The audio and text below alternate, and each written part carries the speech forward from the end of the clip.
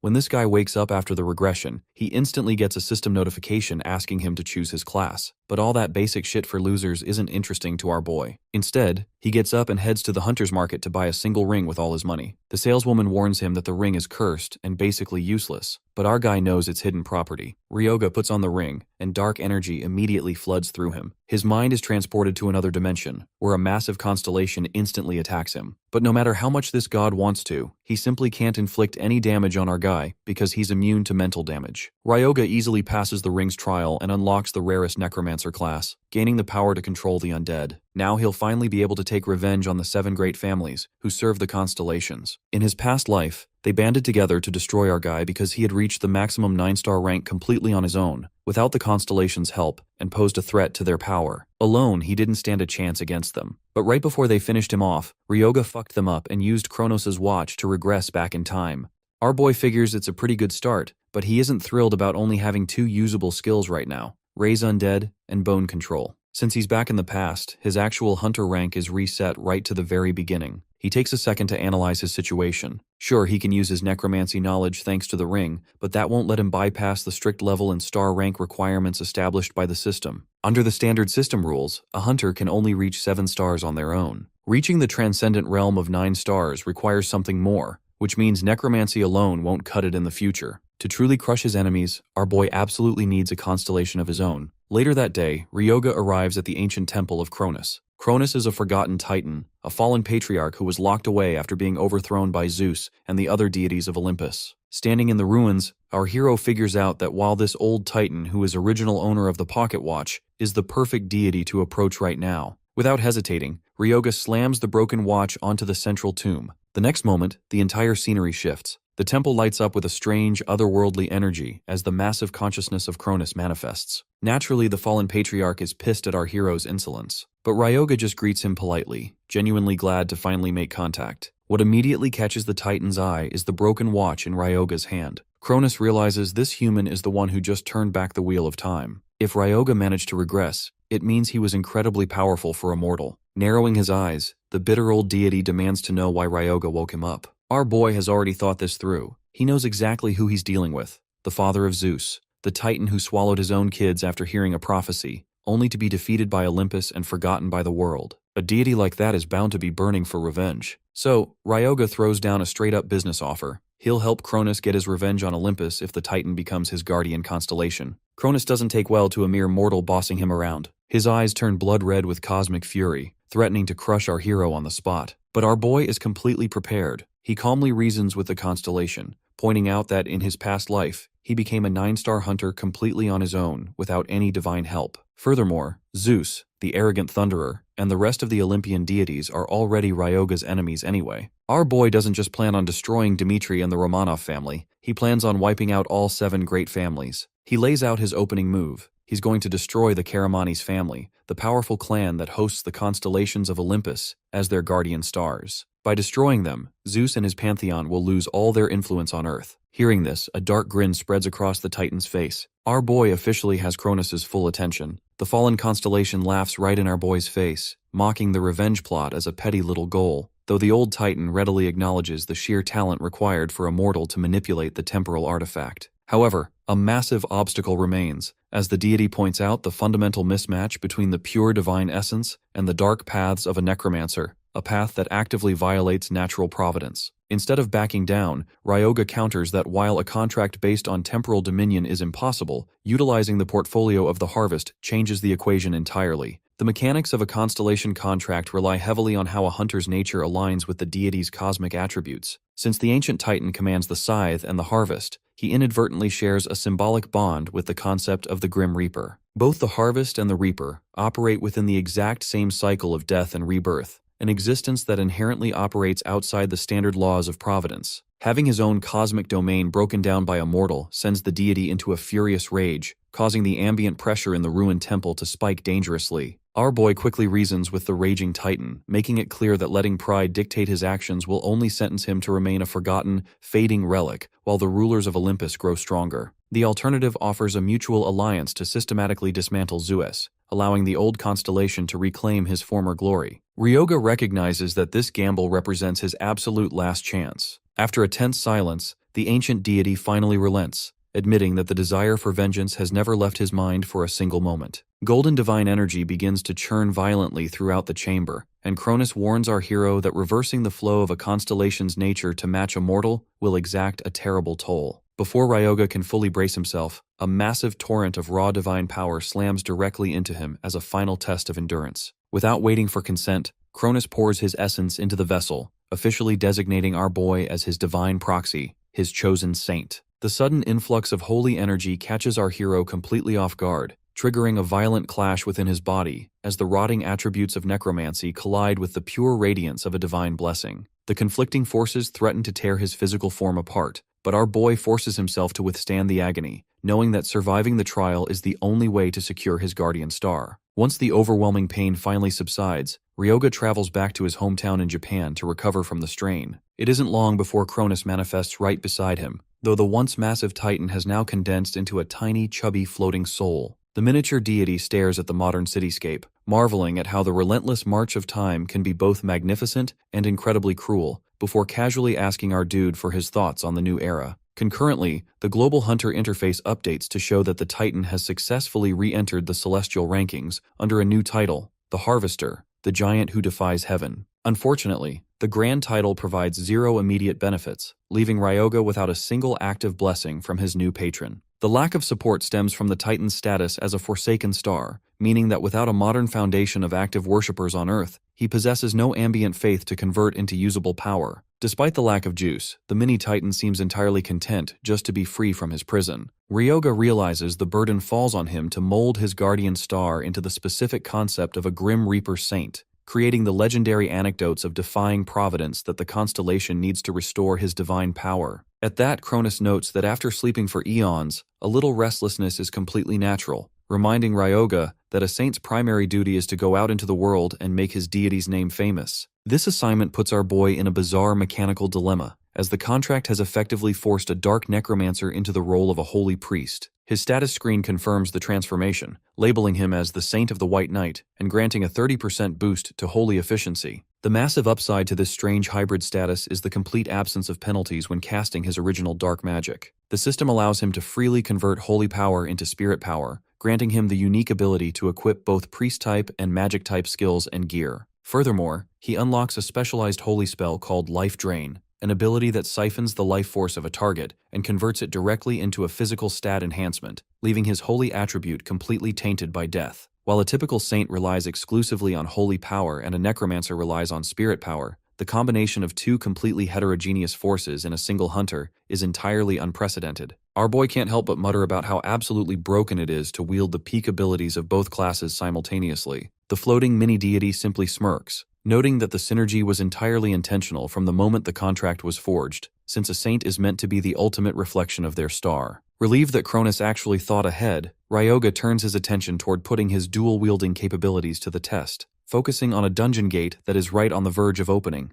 the Ancient Garden. Our boy heads straight toward the gate of the Ancient Garden. In this world, gates serve as dimensional rifts, generally categorized into two types: fluid gates that vanish entirely once the boss and core are destroyed, and fixed gates that remain open indefinitely. The Ancient Garden is a fixed gate with a baseline requirement of 1 star, making it the perfect entry-level hunting ground for a beginner. Ryoga looks around at the crowd of novices eagerly searching for a suitable party. In his past life, he was exactly like them, wandering around but never finding a decent squad to back him up. Right on cue, a party approaches him to offer a collaboration, but our hero flatly refuses. The scouts immediately doubt his ability to survive alone as a beginner, but one of the teammates reasons that if the newbie wants to go alone, it means he has the power. Ignoring their skepticism, our boy confidently steps through the portal solo. The moment he enters the Ancient Garden, the standard dungeon patterns play out exactly as anticipated. A lone goblin ambushes him from the brush, launching itself through the air. Ryoga cleanly sidesteps the trajectory, letting his future combat instincts take over. When the monster lunges a second time, our boy intercepts it mid-air, gripping its throat tightly. He activates his inherent class trait,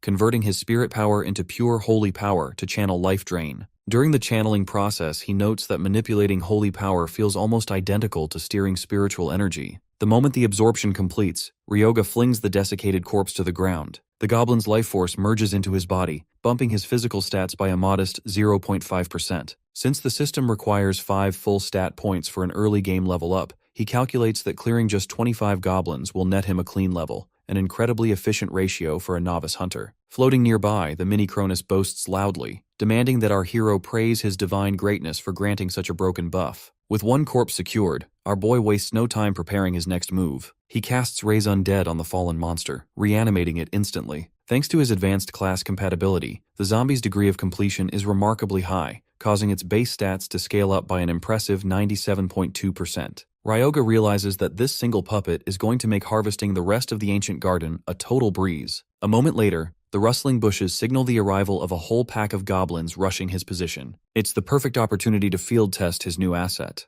Ryoga commands the undead goblin to charge, and the creature rushes forward, aggressively biting and tearing into its own kind. The opposing goblins try to fight back, but they quickly freak out when their strikes fail to put the unyielding corpse down. Our boy watches with absolute confidence, knowing a low-level monster can't easily destroy an undead of this caliber. He steps into the fray, grabbing another thrashing goblin by the neck to trigger life drain. Once his vanguard finishes slaughtering the rest of the pack, Ryoga tests the skill on the fresh corpses his zombie left behind. To his amazement, he can use life drain even after a target dies, sending his stats climbing steadily higher. He decides it's time to speed up the process. Basically, an old maxim passed down among elite necromancers states that as long as they can defeat a single enemy, the battle is already halfway won. In other words, securing that first corpse is the only real hurdle. Once a single minion is under control, the snowball effect handles the rest. The system interface continuously blinks with alerts, informing him that the completion rate for his next 4 zombies is exceptionally high. His stats tick up one by one as the small squad pushes deeper into the cavern, systematically wiping out every green skin in sight. Our boy can't help but admire the sheer efficiency of the Necromancer class, as his growing undead army harvests stats and turns fresh casualties into loyal slaves. However, the floating mini-titan chimes in, reminding his proxy that a true divine warrior should still exercise caution during a dungeon run. Ryoga just smiles, reminding Cronus that this ruthless efficiency is exactly how a necromancer fights. Before long, his squad reaches a total of 20 undead, the absolute maximum cap he can command at his current stage. Ryoga orders the full platoon to rush ahead, overwhelming the local monster dens in a synchronized sweep. Right as his vanguard corners the next pack, a flaming arrow streaks out of the shadows, striking one of the targets. Ryoga instantly halts his undead army, his eyes narrowing as he demands that the hidden archers show themselves. 3 figures step out from the brush, the exact same party that had tried to recruit him at the entrance. The leader steps forward, eyeing the horde of zombies with deep suspicion, and demands to know our boy's real identity. Looking at their faces, our hero's expression goes completely dark. He recognizes them now. They aren't just random novices. They are the notorious Twin Shadow Hunters, the very same team that tried to assassinate him in his past life. The Twin Shadow Hunters, Yuma and Yuka Rendo, are fraternal twins. In his past life, it was such a massive pain to fight them. But our boy just smirks right now because,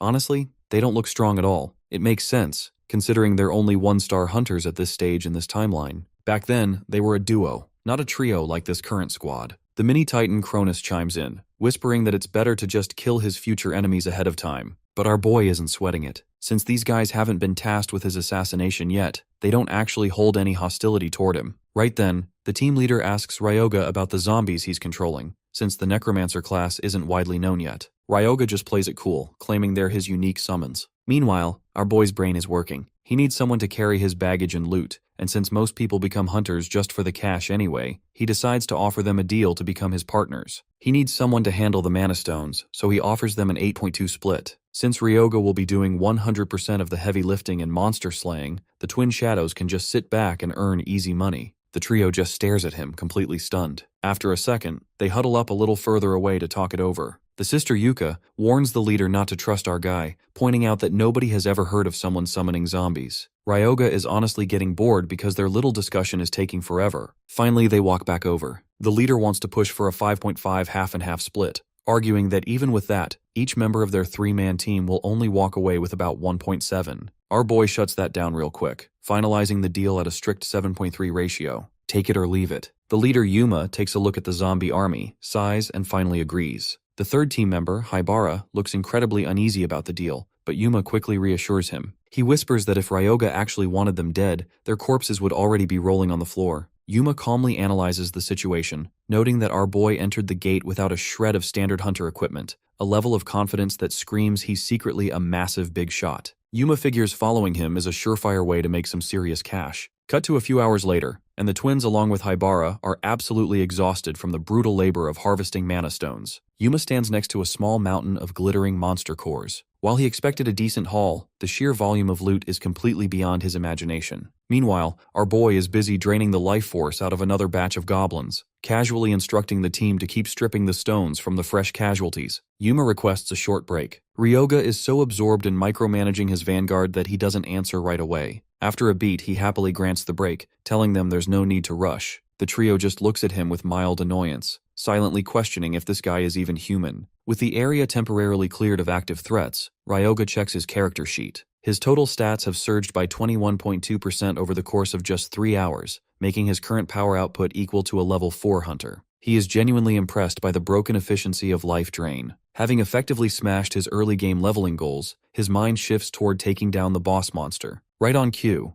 the brush part to reveal the goblin shaman, the self-proclaimed king of the south, marching in with a massive reinforcement army. Our boy instantly mocks the green-skinned monster, prompting Yuka to frantically warn him not to provoke the shaman. The boss screeches a command, ordering his minions to crush the arrogant human and force him into submission. But Ryoga just gives the signal, ordering his undead platoon to feast on the living horde until nothing is left. A chaotic clash erupts between the living and the dead. One agile goblin manages to completely destroy one of Ryoga's zombies, but our boy doesn't even blink. He instantly targets a fresh corpse to fill the empty slot. The newly raised undead goblin tears itself off the ground and immediately rips the arm off its living counterpart. Yuma watches the madness unfold, completely awed by how Ryoga's team is holding the upper hand despite being heavily outnumbered, finally realizing the true terror of a class that turns casualties into instant reinforcements. Seeing his frontline crumble, the goblin shaman begins chanting a dark spell. A bloodthirsty crimson glow fills the eyes of the living goblin army as a wave of artificial morale boosts their stats. The boss cackles arrogantly, confident in his unique totem staff that simultaneously buffs his allies and inflicts heavy debuffs on his enemies. Yet, our boy just smiles, standing right behind his frontline vanguard. In fact, one of Ryoga's sneaky zombies has already maneuvered through the chaos and is currently gripping the shaman's precious totem staff. The boss looks down,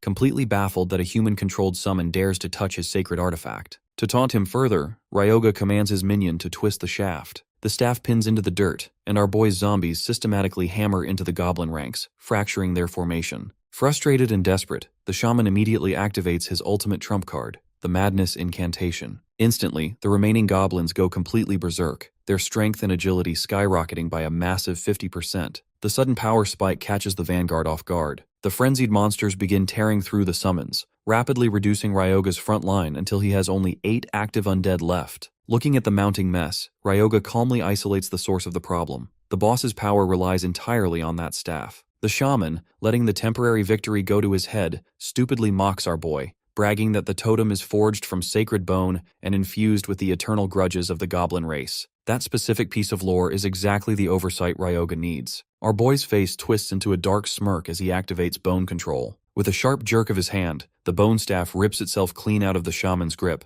flying across the cavern straight into Ryoga's waiting hand. The sudden theft forces the Madness Incantation to abruptly cut off. The boss stands there completely frozen, totally baffled by the stunt. To make matters worse for the monsters, the sudden cancellation of the spell triggers a severe magical backlash, causing the remaining goblins' strength and agility to plummet below their baseline stats. Holding the prize, our boy looks down at the shivering shaman and mockingly dares him to try casting his little incantation one more time. Holding the prize, Ryoga notes that the response time of the bone staff is significantly faster than that of normal skeletons, a direct result of the dense grudges infused within the artifact. Tilting the weapon so the sharp end faces the shivering shaman, our boy uses his bone control to drive the staff straight through the monster. He immediately triggers life drain, absorbing a torrent of energy that sends his stats climbing far higher than anything he gained from the standard goblins. As the absorption concludes, his eyes widen slightly. He steps forward to carefully harvest the boss's blood, ensuring he drains every drop of the potent life force. Turning back to his vanguard, he casually instructs the exhausted rookies to handle the tedious cleanup. The trio looks out at the green-skinned massacre, completely overwhelmed by the sheer volume of corpses they now have to strip.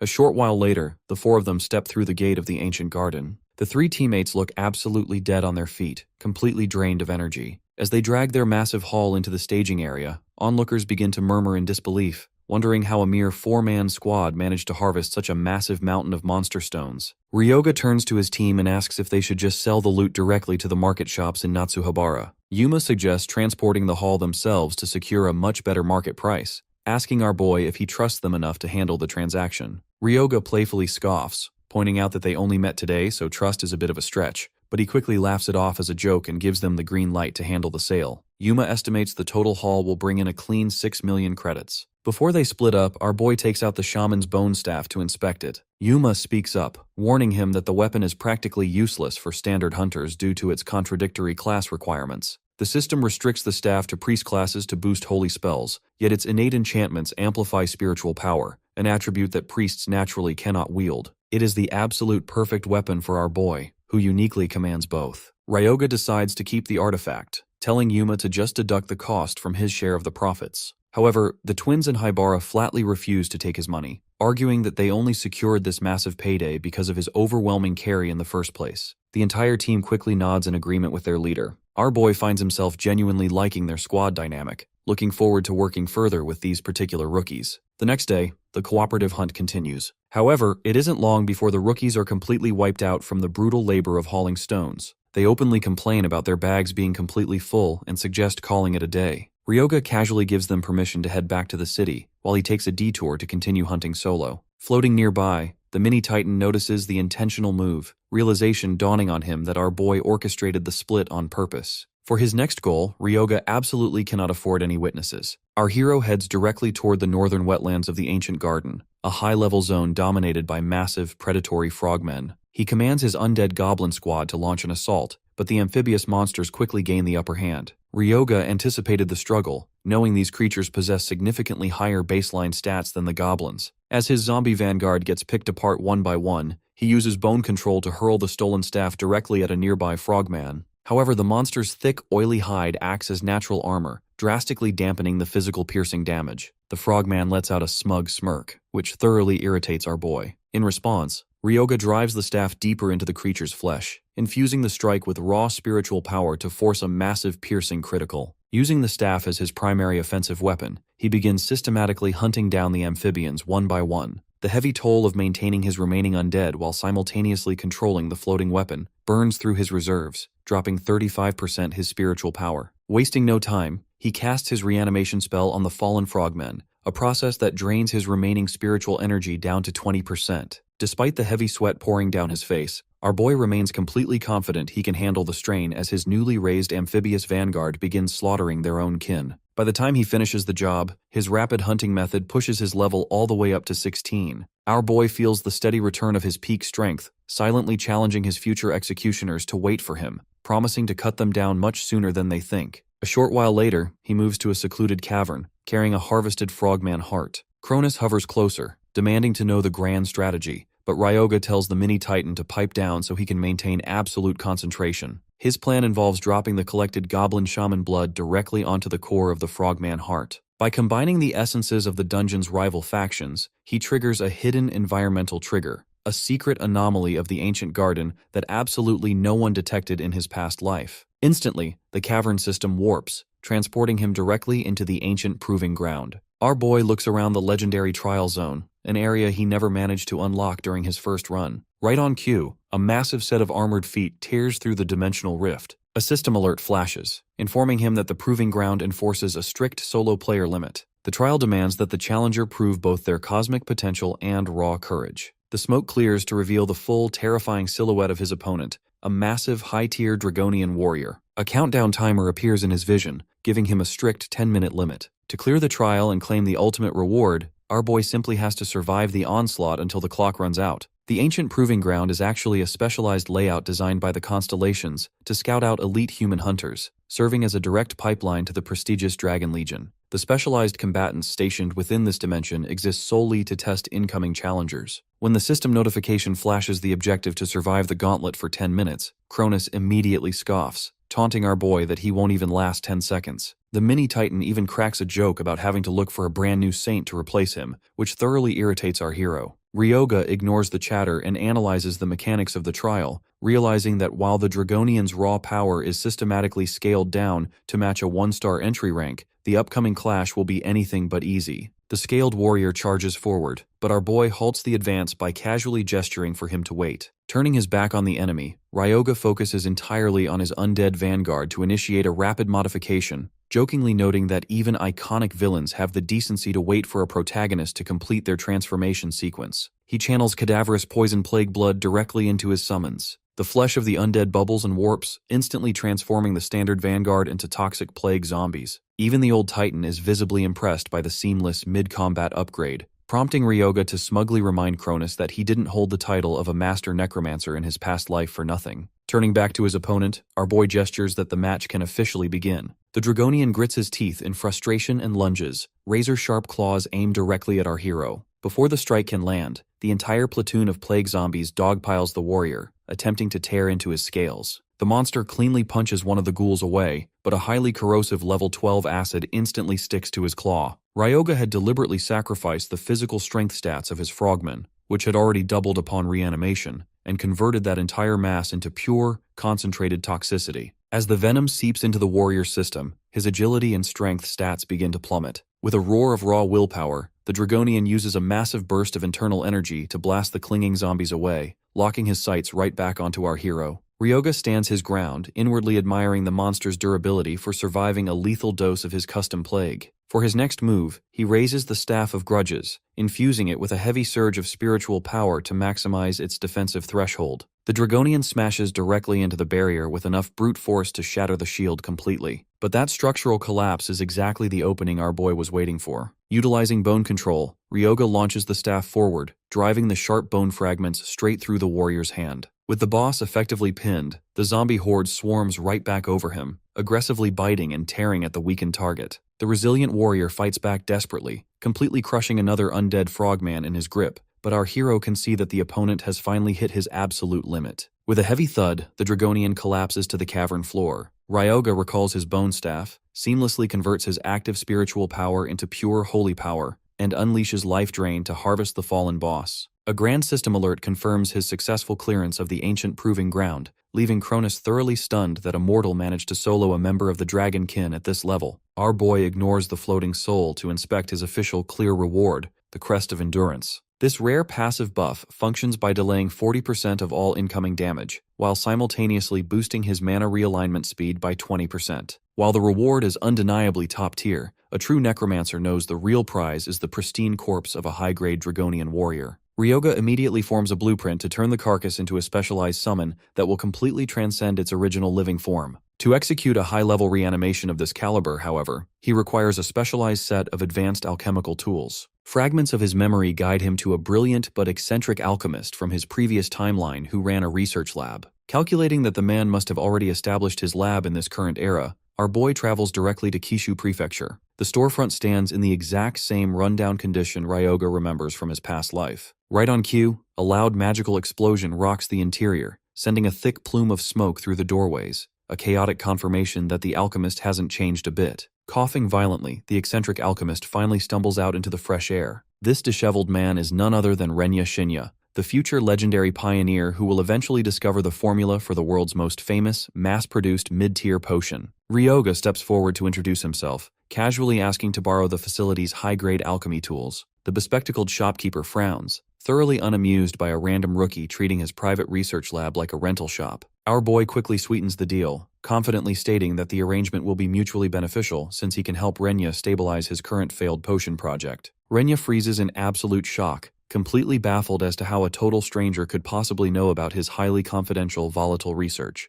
Ignoring the man's suspicion, Ryoga pushes past him into the lab to get to work. A few minutes later, our boy leaves the alchemist completely speechless by perfectly stabilizing the volatile concoction right in front of his eyes. Ryoga effortlessly utilizes the exact advanced compound method that Renya himself isn't scheduled to discover for another several years. To field test the results, our boy takes a small blade, makes a clean cut across his own forearm, and pours a few drops of the stabilized liquid directly onto the wound. The potion instantly bubbles against his skin, rapidly knitting the flesh back together until the arm looks completely unblemished. An ecstatic grin spreads across Renya's face as he frantically lunges forward to grab the priceless vial, but our boy smoothly slides the potion out of reach, keeping the leverage firmly in his hands. He already knows that Renya is practically burning with curiosity over the advanced formula used to stabilize the brew. Ryoga offers a clean trade, the secret to the perfect potion sequence, but only if the alchemist agrees to help him out with his own project. Initially, our boy only comes here to borrow some high-grade alchemy tools, but he quickly spots a perfect opportunity to recruit another helpful asset, or rather, a new slave. He offers the alchemist a joint partnership, promising to share his advanced recipe and future compound knowledge in exchange for a 60-40 split on the potion royalties. Naturally, our hero generously agrees to take the smaller 40% share. Watching the sheer temptation flash across Renya's face, Ryoga already knows the eccentric scientist has fallen right into his trap. Renya hesitates, ultimately agreeing to let Ryoga use the facility's workspace but stubbornly holding out on the rest of the terms. Our boy doesn't sweat it. He reaches into his storage ring and pulls out the Dragonian warrior, which instantly makes the scientist's eyes pop with extreme curiosity. Ryoga casually lures him over, inviting him to take a closer look and help out with the preparation. But Renya angrily snaps back, reminding our boy that they don't have a contract yet, so the lab space is the only thing he's getting for free. Floating nearby, Cronus comments on the mortal's high level of caution. Knowing the bespectacled man's tragic backstory, Ryoga notes that it's entirely understandable for him to be so vigilant. In his past life, Renya worked for the Diesel Corporation, a top-tier research conglomerate. However, his corrupt boss stole all the credit for his groundbreaking work, forcing him to resign in disgrace. That betrayal is the sole reason behind his absolute distrust of others. When Cronus mutters about how the human world is full of pure selfishness, our boy reminds the ancient titan that the world of constellations operates the exact same way. Turning back to his target, Ryoga urges the alchemist to help him out anyway, noting that this project is the perfect chance to see if our boy has enough talent to be a worthy partner. Seeing no real harm in it, Renya takes the tools from Ryoga's hand, and both of them get straight to work. Before long, our hero is passing instructions, accidentally turning the poor scientist into his personal lab assistant. Renya follows the commands perfectly, first melting down 5 F-rank mana stones at a precise ratio of 42%. The flawless execution makes Ryoga realize this nerd is absolutely perfect for the job, while the nerd in question babbles with curiosity about what our hero plans to do with a giant lizard carcass. Using the customized liquid Renya just created as a catalyst, Ryoga uses bone control to carve intricate magic formulas directly into the beast's skeletal structure, instilling them with layered curses to drastically enhance the future undead's performance. For a high-tier reanimation like this, the formulas and curses need to be layered multiple times. The duo repeats the exhausting process over and over, working tirelessly for 3 straight days until they finally cross the finish line. Our boy casually comments that they finished much sooner than expected, which immediately makes his sleep-deprived nerd assistant protest in absolute exhaustion. Meanwhile, Renya is thoroughly confused about our hero's true identity. The guy is supposed to be a mere 1-star rookie, yet he just successfully restarted the dead beast's heart using sheer concentrated mana. Ryoga's methods completely defy standard hunter common sense, but his undeniable skill speaks for itself. Finally, after thinking it over, Renya gives in and agrees to work with our boy, officially signing on to the potion royalty deal. The alchemist admits he spent 2 whole years trying to finish a basic mid-grade healing potion, but he's suddenly confident that he can change the world alongside our hero. Ryoga is more than happy to welcome another loyal slave into his company. Now his next macro step is to secure the core soul of an eldritch dragon. Right on cue, his phone buzzes. It's Yuma. The loyal rookie has already wired every single penny from the Mana Stone sale straight into Ryoga's bank account. Our boy decides it's time to give his favorite vanguard another job, so he calls them out to a dense forest near the border. The rookie party follows him into the thick woods, but Yuma can't help but question the sketchy choice of destination. Ever since the northern gate collapsed, this entire region has been crawling with dangerous, high-level monsters. Ryoga just gives an ambiguous answer, casually stating that he's just dropping by to visit an old acquaintance. As they push deeper into the forest, a massive 2-star orc steps out of the brush, causing the rookie party to instantly panic. Our hero is mildly annoyed that they still doubt his capabilities, but he figures this surprise encounter is the perfect chance to test his newly processed bone weapons. These ghoul bones are specialized magic tools he created by infusing raw spiritual energy directly into refined skeleton shards. Utilizing bone control,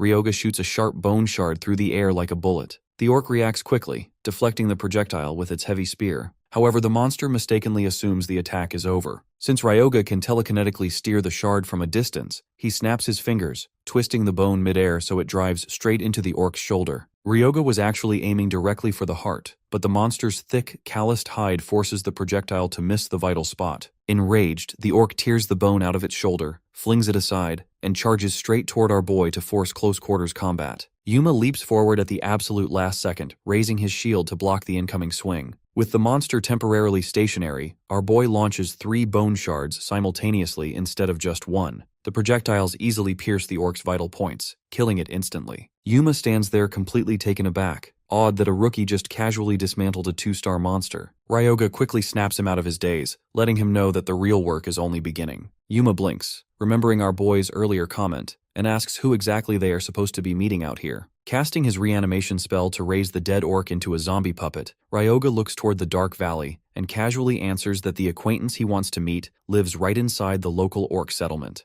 Our boy sweetens the pot, casually adding that this raid is the perfect opportunity for the rookies to make some serious cash. Over the next 3 days, the group systematically clears the woods, leaving a trail of dead orcs in their wake. The intensive grinding pushes Ryoga's level up to 13. However, his stat harvesting hitting a soft cap. He has absorbed so much residual energy from the local orc population that his system can no longer extract any passive stat points from them. Realizing he can't just farm the same monsters for infinite stats, he calls an end to the hunt for the day. He orders his vanguard to set up a camp, but the party is way faster than he anticipated, having already pitched the tents before he even finishes the command. Over the campfire, our boy informs the party that his current stats are more than enough to handle the main base. Tomorrow they infiltrate the heart of the settlement. The rookies are totally on board, happily leaving the night watch duty to Ryoga while they head into their tents to sleep. Our boy uses the quiet hours to hunt down a few more wandering orcs for raw materials. With the camp secure and some free time on his hands, he decides to dive into the newly unlocked archives of his system, the Library of Knowledge. This interface allows him to view the forbidden insights left behind by the previous Lord of Death. However, the moment he pulls a high-tier grimoire from the virtual shelf and tries to read it, the system blocks him. A prompt flashes stating he needs to be level 45 or higher to access the advanced contents. The restriction thoroughly pisses him off, making him curse his current 1-star limitations. Left with no choice, he settles for the basic manuals permitted at his current rank. By the time he finishes reading, the system blinks with a notification. He has successfully acquired 2 brand new skills. The next morning, Haibara wakes up and immediately shrieks at the sight of the undead orcs standing guard. Yuma sighs, reminding his teammate that they literally see these zombies every single day. However, as Yuma takes a closer look, even he notices the minions look completely different.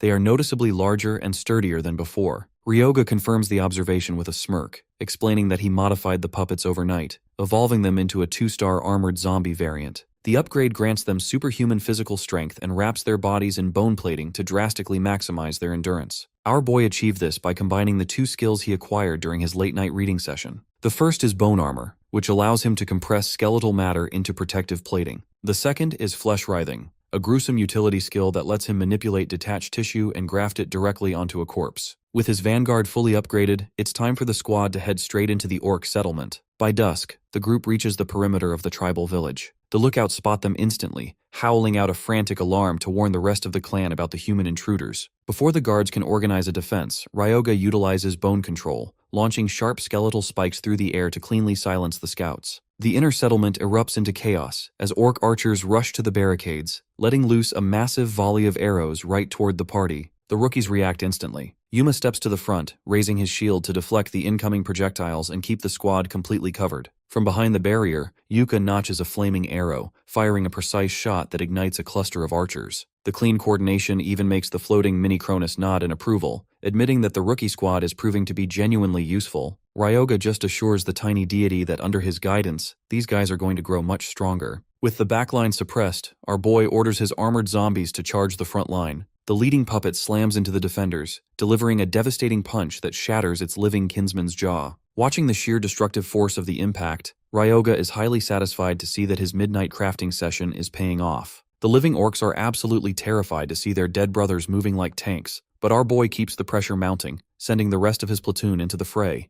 A brutal civil war breaks out within the settlement. During the clash, a powerful orc warrior manages to land a heavy blow, cracking the plating of an armored zombie and dropping its armor durability down to 15%. Ryoga tracks the damage instantly. He casts bone armor from a distance, channeling his spirit power into the decaying minion to repair the structural damage and bump its defensive efficiency right back up by 20%. An instant later, he triggers flesh writhing on the loose meat scattering the battlefield. The detached chunks of flesh warp and stretch under his command, flying through the air to wrap tightly around the limbs of the living orcs like leeches. The sudden suffocating weight completely restricts the monster's movements, leaving them frustrated. Yuma stands behind his shield, totally struck with awe by the sheer complexity of the spell. It proves that our hero isn't just relying on brute strength. His tactical skill and micromanagement are on an entirely different level. Now that the ordinary foot soldiers are completely taken care of, the ground begins to shatter. The orc chieftain steps forward, completely furious at the slaughter of his tribe. With a deafening roar, the boss activates his berserker mode. Ryoga's system interface immediately flashes a crimson warning, alerting him that the chieftain is currently evolving into a dangerous, special variant boss. But instead of tensing up, our boy has been waiting for this exact transformation the entire time. The orc chieftain rushes straight toward him, raising a battle axe to split him in two. But right in the middle of the swing, Ryoga activates bone control. A volley of sharp bone spears shoots through the air, piercing deep into the chieftain's flesh and anchoring him to the spot. The boss monster drops to its knees with a heavy groan. Roaring in frustration, the boss reaches down to yank the spears out of his torso, but our boy has no intention of letting him break free. Still, keeping 4 separate bone projectiles locked into a special variant boss is a massive tax on his reserves. His spirit power is draining fast, already dropping by 40%. Ryoga calculates the risk, knowing that if the boss manages to tear out even a single spike, he'll regain his mobility.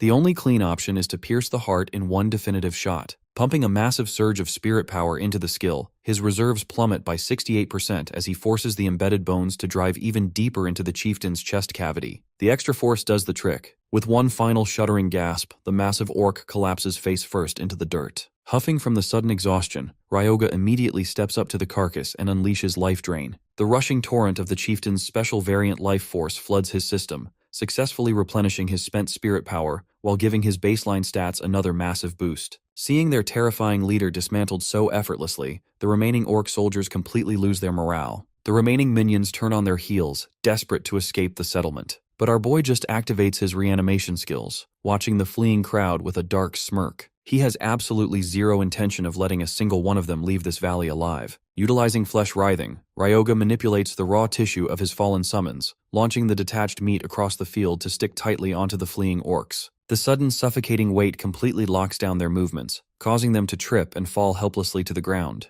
The next moment, his armored zombies catch up and systematically wreck the trapped vanguard, leaving nothing but a total bloodbath behind. A short while later, the rookie party is busy extracting the monster stones from the fresh carcasses, completely awed by the sheer size of the haul and realizing they just hit the ultimate jackpot. Ryoga, meanwhile, inspects his unique drop from the chieftain, the Blood Axe. It's a high-tier rare item with a brutal passive. When infused with curse magic, it exponentially boosts the user's raw strength stats, growing progressively more powerful the more blood it drinks. It is an incredible piece of loot for his growing arsenal. Satisfied, our boy leaves the heavy labor of handling the prize money to Yuma, letting the rookies know he has to step away to finally meet his acquaintance. He pushes deeper into the valley until he stops before a massive ancient tree. Ryoga tries to casually lure whatever is hiding inside the bark to show itself, but when the forest remains dead silent, he decides to initiate contact with a little violence. He summons a volley of sharp bone shards, driving them straight into the trunk. Instantly, dark energy begins oozing from the lacerated bark. Aggressed by the attack, a spectral entity finally manifests, glaring at our hero and demanding to know his identity. Our boy remains completely unfazed,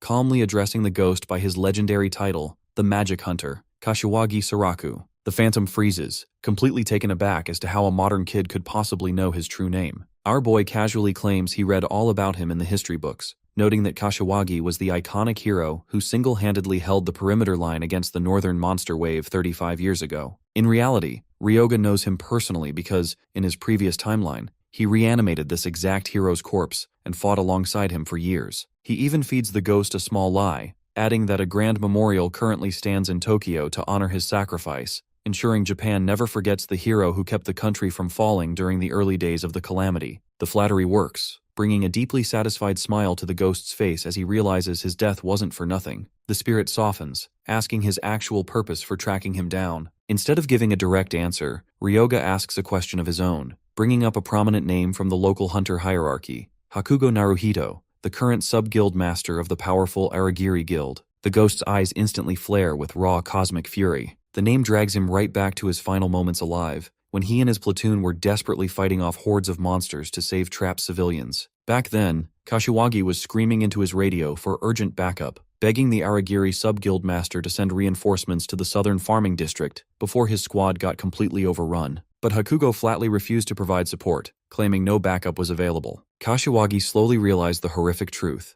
He and his companions were intentionally used as disposable bait. The guild leadership knew exactly how suicidal the southern district was, using Kashiwagi's squad to buy time so the main forces could secure the safe zones in the north. To make it worse, Hakugo knew Kashiwagi's righteous personality would never allow him to retreat while civilians were still in danger. The voice on the other end of the radio didn't even deny the betrayal. In the aftermath, the Aragiri Guild took all the glory for stopping the wave, writing the casualties off as tragic history while the survivors became rich celebrities. Remembering the betrayal, the Phantom rages, replaying the moment he smashed his radio in a fit of despair, ordered his last remaining comrade to take the civilians and flee, and stayed behind to die alone. Hakugo became a national icon, effectively erasing the magic fighter from the history books. Seeing the opening, our clever hero presses the nerve perfectly, pointing out that Hakugo is a fraud who built his entire career on Kashiwagi's stolen sacrifice and good deeds. The ghost erupts in pure, localized malice, vowing to crawl out of the underworld to tear his betrayer apart if he only had the means. Our boy just smirks, stepping forward to offer a contract. He lets the vengeful spirit know that if it's payback he wants, he came to the exact right place. Without wasting any time, Ryoga offers to form a contract, providing the vengeful spirit with a physical vessel so he can return to the living world and claim his revenge. Our hero reaches into his storage space and pulls out the modified corpse of the Dragonian warrior. Looking down at the draconic vessel, Kashiwagi immediately agrees to the terms, admitting he never imagined seeking vengeance in such a twisted way. However, the former hero attaches a strict condition. Ryoga must never force him to harm innocent people. As long as that line isn't crossed, he will do our boy's bidding however he pleases. Ryoga readily accepts, smiling inward since this is the exact same moral condition Kashiwagi gave him in his past life. It is exactly what you expect from a true hero. With the terms set, the contract seals, and Kashiwagi Saraku officially becomes his newest undead summon. In his past life, Ryoga first bound Kashiwagi's soul to a basic skeleton knight, which only later evolved into a formidable Hell Knight. He always wondered what would happen if he gave the legendary warrior a top-tier, high-spec body right from the start. Now, he gets his answer by merging the hero with the Dragonian carcass. As the beast rises to its feet, the sheer pressure radiating from the frame leaves even Cronus visibly impressed. The ancient titan watches with genuine anticipation, eager to see just how far our boy's necromancy can go. Because Kashiwagi's soul is now fused with the modified Eldritch Dragon Vessel, the summon can simultaneously utilize both draconic traits and his original magic martial arts skill set. Even better, the summon possesses a unique growth trait. The vessel's attributes will automatically scale upward as the soul grows stronger, meaning Kashiwagi can eventually surpass the original baseline power of the corpse itself. Our boy is absolutely thrilled to see this, as this specific evolutionary trait was completely absent back when he bound the hero to a regular skeleton. Checking the interface details, he confirms that Kashiwagi can seamlessly combine advanced martial arts and complex magic without a single system penalty. Ryoga looks up and casually asks the magic fighter how it feels to pilot the new draconic build. The undead warrior tests his new limbs, replying that while the body is undeniably powerful, it still feels slightly inferior to the peak physical strength he possessed in his original life. However, the dragon corpse is technically recognized as incomplete. He wonders if the system views it that way because he used a curse formula to artificially replicate the properties of a true eldritch dragon. Either way, it's a phenomenal starter kit for his endgame army, so he lets the minor penalty slide. Ready to move out, our boy turns around and casually orders his new slave to follow him, calling him a minion. But as Ryoga steps ahead, the massive Dragonian doesn't budge an inch. The legendary magic fighter glares down at him, making it crystal clear that he doesn't appreciate being addressed like a disposable lackey. The two of them immediately get into a petty debate over what the summon should actually be called. Since Kashiwagi flatly refuses to use his old human name, he wants a title that will strike absolute terror into the hearts of his future enemies. Ryoga throws out a handful of options, but the legendary warrior rejects every single one of them. Annoyed by the stubbornness, our boy sarcastically suggests Orochi. The giant lizard man wrinkly rejects that too, but after a bit more back and forth, he finally agrees to the name Fafnir. Exhausted by the unexpected naming committee, Ryoga rubs his temples and urges his new companion to finally get moving. But he freezes in his tracks when Fafnir suddenly stops, refusing to march out into the world completely naked. The giant dragon man spots a massive piece of discarded tent fabric, tearing and knotting it together to fashion a makeshift pair of boxer shorts. Ryoga just stares at him, thoroughly irritated by the undead hero's ridiculous antics. When they finally arrive back at the laboratory, Renya's jaw drops straight to the floor at the sight of the moving dragon cyborg. Our boy casually breaks the ice, informing the speechless alchemist that he simply filled the empty vessel with a suitable soul. The sheer nerdy excitement radiating from the scientist quickly begins to irritate Fafnir, who visibly winds up a fist to punch him into the wall. Ryoga quickly steps in, reminding his giant summon that the annoying nerd is actually a business partner. Before getting back to work, the rookie trio checks in to say goodbye, letting Ryoga know they are heading over to Tokyo to officially liquidate the massive haul of gate items. Our boy gives them the green light to handle the trade. Once they leave, he reaches into his spatial inventory and dumps the massive carcass of the orc chieftain right onto the floor. Renya eyes the fresh meat with intense curiosity, wondering what kind of madness our boy is planning next. But the moment Ryoga playfully offers to satisfy his curiosity by letting him help, the alchemist frantically declines. He clearly remembers his last experience with Ryoga's herbs almost costing him his entire forearm. Despite his loud protests, however, the scientist finds himself grinding down a new batch of medicinal herbs according to Ryoga's strict instructions anyway. He simply cannot suppress his innate scientific curiosity, especially since our boy's methods consistently smash all of his expert expectations. For the next step, Ryoga systematically separates the flesh from the orc chieftain's skeletal structure. Watching the meticulous butchery, Cronus floats closer, correctly guessing that our boy is aiming to forge another skeletal minion. Because the materials come from a fresh special variant boss, the structural completion rate is incredibly high, causing the baseline stats to scale up by a clean 100%. Renya applies the stabilized chemical extract directly onto the raw bones, creating a protective coating that further locks in the material's stable quality. The system interface flashes, informing Ryoga that the reinforced frame has unlocked a specialized trait dedicated entirely to physical defense. Our boy realizes that this is the perfect blueprint for a heavy-duty protector. With a surge of mana, the bones knit together, officially raising a 2-star skeleton guard. Ryoga immediately issues its absolute directive. Its sole duty is to act as a physical shield, guarding his blind spots whenever he is stationary while channeling life drain. The alchemist is curious as to why our boy suddenly switched from flashy zombies to a bare skeleton this time. Ryoga explains the basic economics of necromancy, pointing out that bones are lightweight, incredibly easy to transport, and don't rot over time. Zombies, on the other hand, have a strict expiration date and require constant maintenance unless you want them melting into sludges. Skeletons can last indefinitely as long as he keeps infusing them with basic spiritual power, making them the ultimate cost-effective bodyguards for close-range spells. Seeing that our boy didn't just casually raise a monster but factored in long-term maintenance costs and tactical synergy, Renya finally understands why he is so hopelessly fascinated by the kid's bizarre craft. Seizing the moment, Ryoga tasks the alchemist with watching over the new skeleton guard while he steps out of the lab. He needs to pay a quick visit to the nearest local Pantheon branch. Since his level has rapidly shot up to 16, the Hunter system has issued an automated request for him to claim his next official Holy Class spell. Renya stands completely frozen for a solid 3 seconds as the words process. Then, the eccentric alchemist screams in absolute panicked disbelief, demanding to know how a guy who just butchered an orc corpse to raise a skeleton army is somehow part of the priest class. When our boy dryly comments that he is actually a pretty devout believer, Renya outright refuses to believe it, swearing that there is absolutely no way in hell. To quickly change the topic, Ryoga asks about the official registration of their new potion. Renya answers that he has already submitted the paperwork because the current market is getting hit with tough competition, so he wanted to lock it in before more rookies pop up to steal their thunder. The only hurdle left is advertising, but the next major pharmaceutical exhibition isn't until next year. To solve this bottleneck, Ryoga asks for a few sample vials so he can casually advertise the brew whenever a good opportunity arises. Renya hands the potions over immediately, while our boy greedily daydreams about the massive mountain of cash he is about to rake in, knowing money makes the world go round.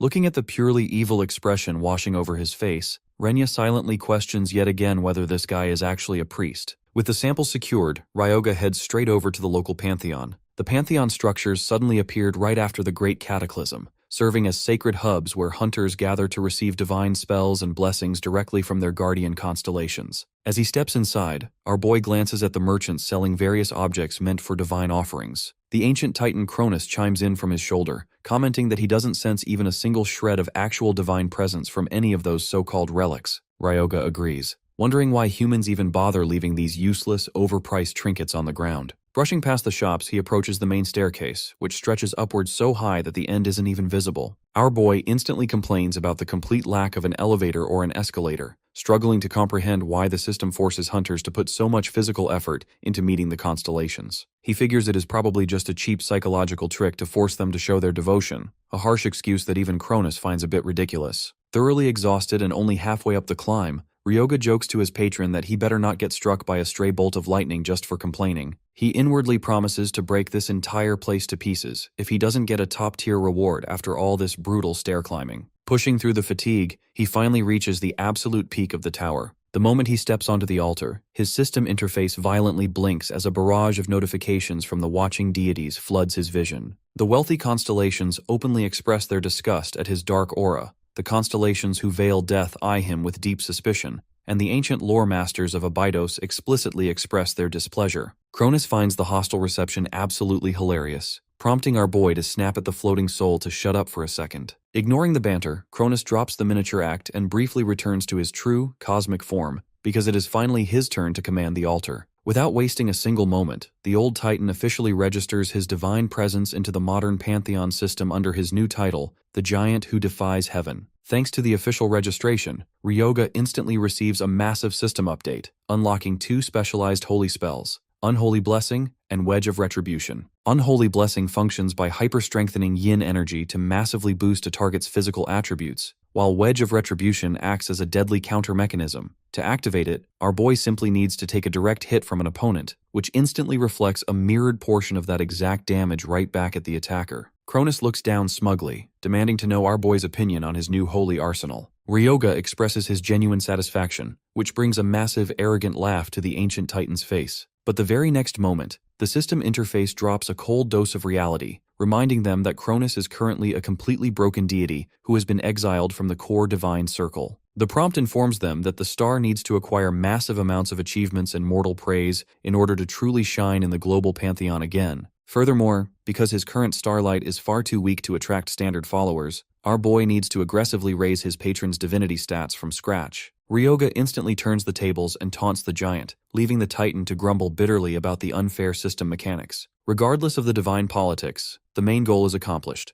Our boy is walked out of there significantly stronger than when he entered. His business concluded, he steps outside the Pantheon gates to head back to the lab. Before he can even clear the steps, a sudden voice halts him. His old nemesis from his past life, Satake Shigeru, spots him walking down from the altar. Satake steps into his path, aggressively demanding to know exactly what a trash hunter like Ryoga is doing inside a sacred place like the Pantheon. Our boy stares blankly for a second, honestly not recognizing the guy at first glance. Annoyed by the indifference, Satake sneers and reminds him that he was the prominent senior who used to take care of him back in the day. The specific wording triggers a memory, and a dark realization hits Ryoga. He finally remembers this guy, not as a helpful senior, but as the pathetic lowlife who used to ruthlessly extort rookies for money. This guy wasn't just some senior hunter. He was the notorious bully from the orphanage who had made everyone's lives miserable. Ryoga eyes him up and down before asking haughtily if his nose had ever properly healed after the time our boy completely busted it open. For a split second, the memory sends Satake into a blind rage, but he quickly forces a smirk, proudly flashing a gleaming guild badge attached to his lapel, the official proof that he had successfully joined the prestigious Aragiri Guild. Assuming Ryoga is still just some bottom-tier trash, Satake sneers, noting that since he visited the Pantheon today, it's clear they belong to entirely different worlds now. Our boy dryly comments that as far as he's concerned, absolutely nothing has changed, which completely sets the freak off. Satake cocks his fist back, ready to smash Ryoga's face in right on the temple steps. A heavy voice halts him mid-swing. Stepping out from the shadows is Rago Jomon, the captain of the Aragiri Guild's 7th Attack Unit. Jomon coldly reminds his rookie that they are standing directly in the middle of a heavily monitored city street. When Satake opens his mouth to protest, the captain slyly cuts him off, suggesting that if they want to let their fists do the talking, they can easily change the location to somewhere official and have a proper, sanctioned match. Satake hesitates, trying to back out by muttering that Ryoga is just a newly registered rookie who isn't worth the trouble. But our hero cuts right through the excuses, instantly agreeing to the match. Ryoga looks Satake dead in the eye, darkly taunting the bully by asking if he's suddenly too scared to back up his mouth. Completely losing his mind at the disrespect, Satake roars that he'll make sure our boy swallows those words along with his teeth. A short while later, the group arrives at a gym directly affiliated with the Aragiri Guild. Stepping onto the reinforced arena floor, Ryoga raises his hand and summons Fafnir. Our boy casually explains to the bewildered onlookers that since he is a priest class, it's only natural for his divine proxy to do the heavy lifting for him. Satake scoffs, assuming Fafnir is just a standard flashy beast. Eager to show off, the bully cracks his neck and adjusts a gleaming mana necklace and a heavy gold ring, expensive high-spec accessories specifically designed to artificially inflate a hunter's baseline attributes. He barks that a oversized lizard won't save Ryoga from a beating. As both fighters take their stances, the gym's automated arena system chirps to life. Beams of light scan across both Fafnir and Satake, instantly measuring their total health points, HP, and defensive threshold stats on the overhead display monitors. With the parameters locked in, the facility's localized safety barrier hums, ready to automatically deploy the moment either participant sustains a life-threatening blow. The match kicks off immediately. Satake barks a command, sneering that our boy looks absolutely terrified, but Ryoga just stares back with a bored expression, completely tuned out from the bully's nonsense. Fafnir, on the other hand, never expected to cross paths with the Aragiri Guild so soon in this timeline. He sees this as a perfect opportunity to field test the capabilities of his new draconic vessel, mentally asking his master for permission to go all out. Ryoga quickly denies the request, instructing his summon not to end the fight in a single blow because he wants to test a few variables first. Fafnir inwardly grumbles, finding the concept of holding back incredibly difficult with his newfound draconic strength. The next moment, Satake rushes ahead, screaming that he is going to teach the trash his place as he thrusts his spear forward. Fafnir effortlessly sidesteps the weapon. However, the phantom hero is internally taken aback when he recognizes the bully's form. Satake is utilizing Kairag spearmanship, Chapter 3, Reflective Movement. The execution is clumsy, which is why Fafnir evaded it without breaking a sweat, but the bully immediately chains the momentum into Chapter 2, Point Break, driving the spearhead straight toward Fafnir's chest. Up in the stands, Captain Jomon watches closely, inwardly noting that Satake is moving significantly better than he usually does during training sessions. Jomon assumes the rookie match will wrap up in seconds, but mid-strike, Fafnir's claw snaps forward, cleanly catching the razor-sharp spearhead out of the air. He scoffs at the bully, taunting him that his attacks are far too slow to ever land. Satake pulls at his weapon, but it's completely locked in place. Fafnir coldly advises the rookie that because he swings blindly without ever considering his opponent's next move, he would already be a corpse in a real fight. Fafnir winds up a massive fist to shatter the bully's jaw, but remembering his master's order to hold back, he suppresses his output to the bare minimum before driving a punch into Satake's ribs. Even with his power capped, the impact is devastating, sending the bully crashing to the mat in a screaming, pathetic heap. Ryoga steps closer to the edge of the ring, mockingly taunting his childhood bully for still crying like a baby after all these years. Enraged by the humiliation, Satake scrambles to his feet and lunges blindly with his spear once more. Fafnir doesn't even bother to block. He simply slams his massive reptilian foot into the floor, shattering the concrete beneath Satake's feet. The localized shockwave completely ruins the bully's balance. Fafnir glares down, mocking the sloppy stance, before cleanly sweeping his leg forward to snap Satake's shinbone, declaring the little game officially over. As Fafnir prepares a final, crushing blow against the bracing rookie, Jomon suddenly leaps into the ring, throwing up his hands to intercede. Ryoga expected the captain to step in, though it happened a bit earlier than he initially anticipated. The automated arena monitors chirp, officially bringing the match to a close. Jomon immediately kneels beside his groaning rookie, shouting over his shoulder that he is going to call for a high-level guild priest. Ryoga casually steps onto the mat, pointing out that there's no need to call anyone since he is literally a priest himself. Jomon glares at him, sharply reminding our boy that a basic one-star priest's healing spells are completely useless against broken bones. Ryoga obviously knows this, but he recognizes the perfect bottleneck to advertise his product. He reaches into his jacket and pulls out one of Renya's mid-tier potions. Satake's eyes widen in disbelief at the sight of the glowing liquid, knowing a high-spec potion of that caliber usually costs millions on the black market. The groaning bully tries to reject it, bitterly reminding everyone that it was Ryoga's giant lizard that broke his leg in the first place. Our boy casually uncorks the vial, informing them that this specific brew is designed for affordable mass production, so the price isn't an issue. Satake continues to shout, claiming he has never heard of such a product and flatly refusing to accept charity from an enemy. Outwardly, Ryoga maintains a completely serious, professional face, telling the patient to hold still because he is simply trying to help a wounded hunter. Inwardly, however, he is absolutely thrilled to secure a perfect, real-time field test for their merchandise. He pours the glowing liquid directly onto the fractured leg. Jomon watches in absolute breathlessness as the open injury completely seals within seconds, the jagged bone fragments perfectly fusing back together until the limb is entirely unblemished. Witnessing the broken efficiency of the brew, an intense desire to secure the product washes over the captain. He instantly demands to know where a rookie obtained a potion of this quality. Instead of giving a direct answer, Ryoga knows the seasoned veteran is completely hooked. He gauges Jomon's aura, guessing the captain is a solid 3-star hunter, and tosses out a wager.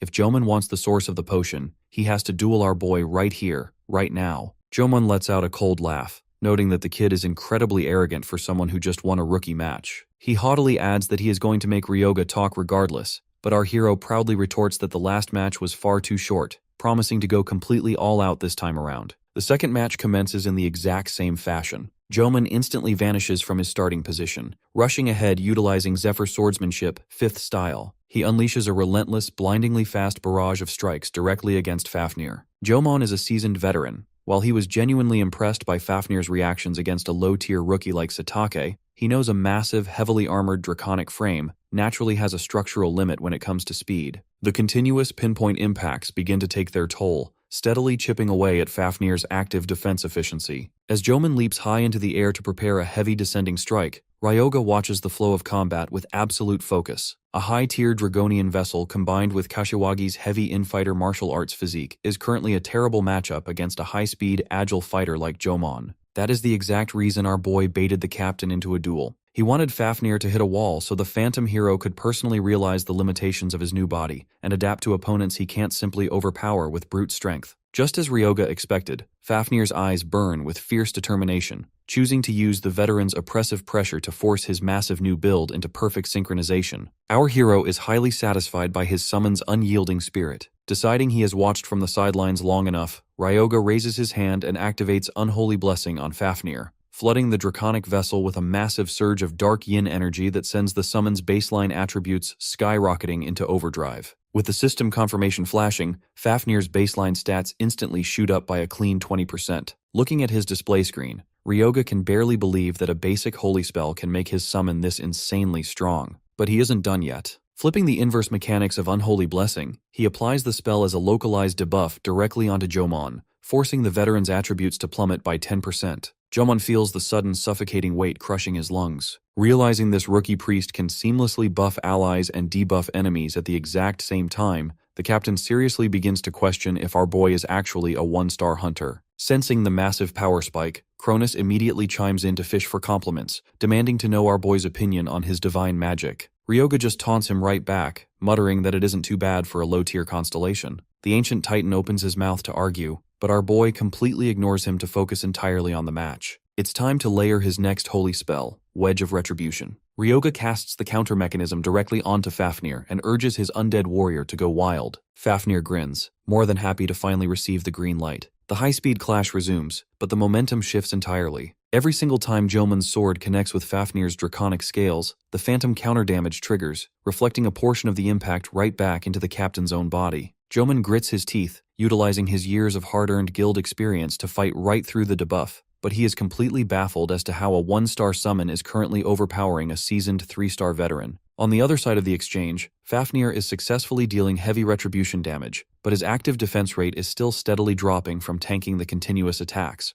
The phantom hero realizes he needs to completely forget the speed-focused, evasion-heavy fighting style he relied on back when he was a fragile human. He needs to shift his focus entirely. This massive undead body doesn't possess human limitations, meaning it won't break from a few direct hits. Fafnir decides to stop dodging altogether. He chooses to tank the incoming sword strikes head-on, using the momentum to force the captain into a brutal, close-quarters brawl. Rushing straight through the blade storm, Fafnir closes the distance and unleashes Kennic Combat Arts. Chapter 7, 10-Hit Combo. The raw, explosive sequence of martial arts strikes drives straight through Jomon's guard. The final punch connects with enough sheer power to launch the 3-star captain clean across the ring, instantly vaporizing a massive 52% of his total HP bar on the overhead monitors. Jomon stumbles to his feet, staring at the display in absolute disbelief. A summon of this caliber simply cannot belong to a 1-star rookie. He knows that if he takes even one more clean hit from that monster, the automated barrier will deploy and hand him an official loss.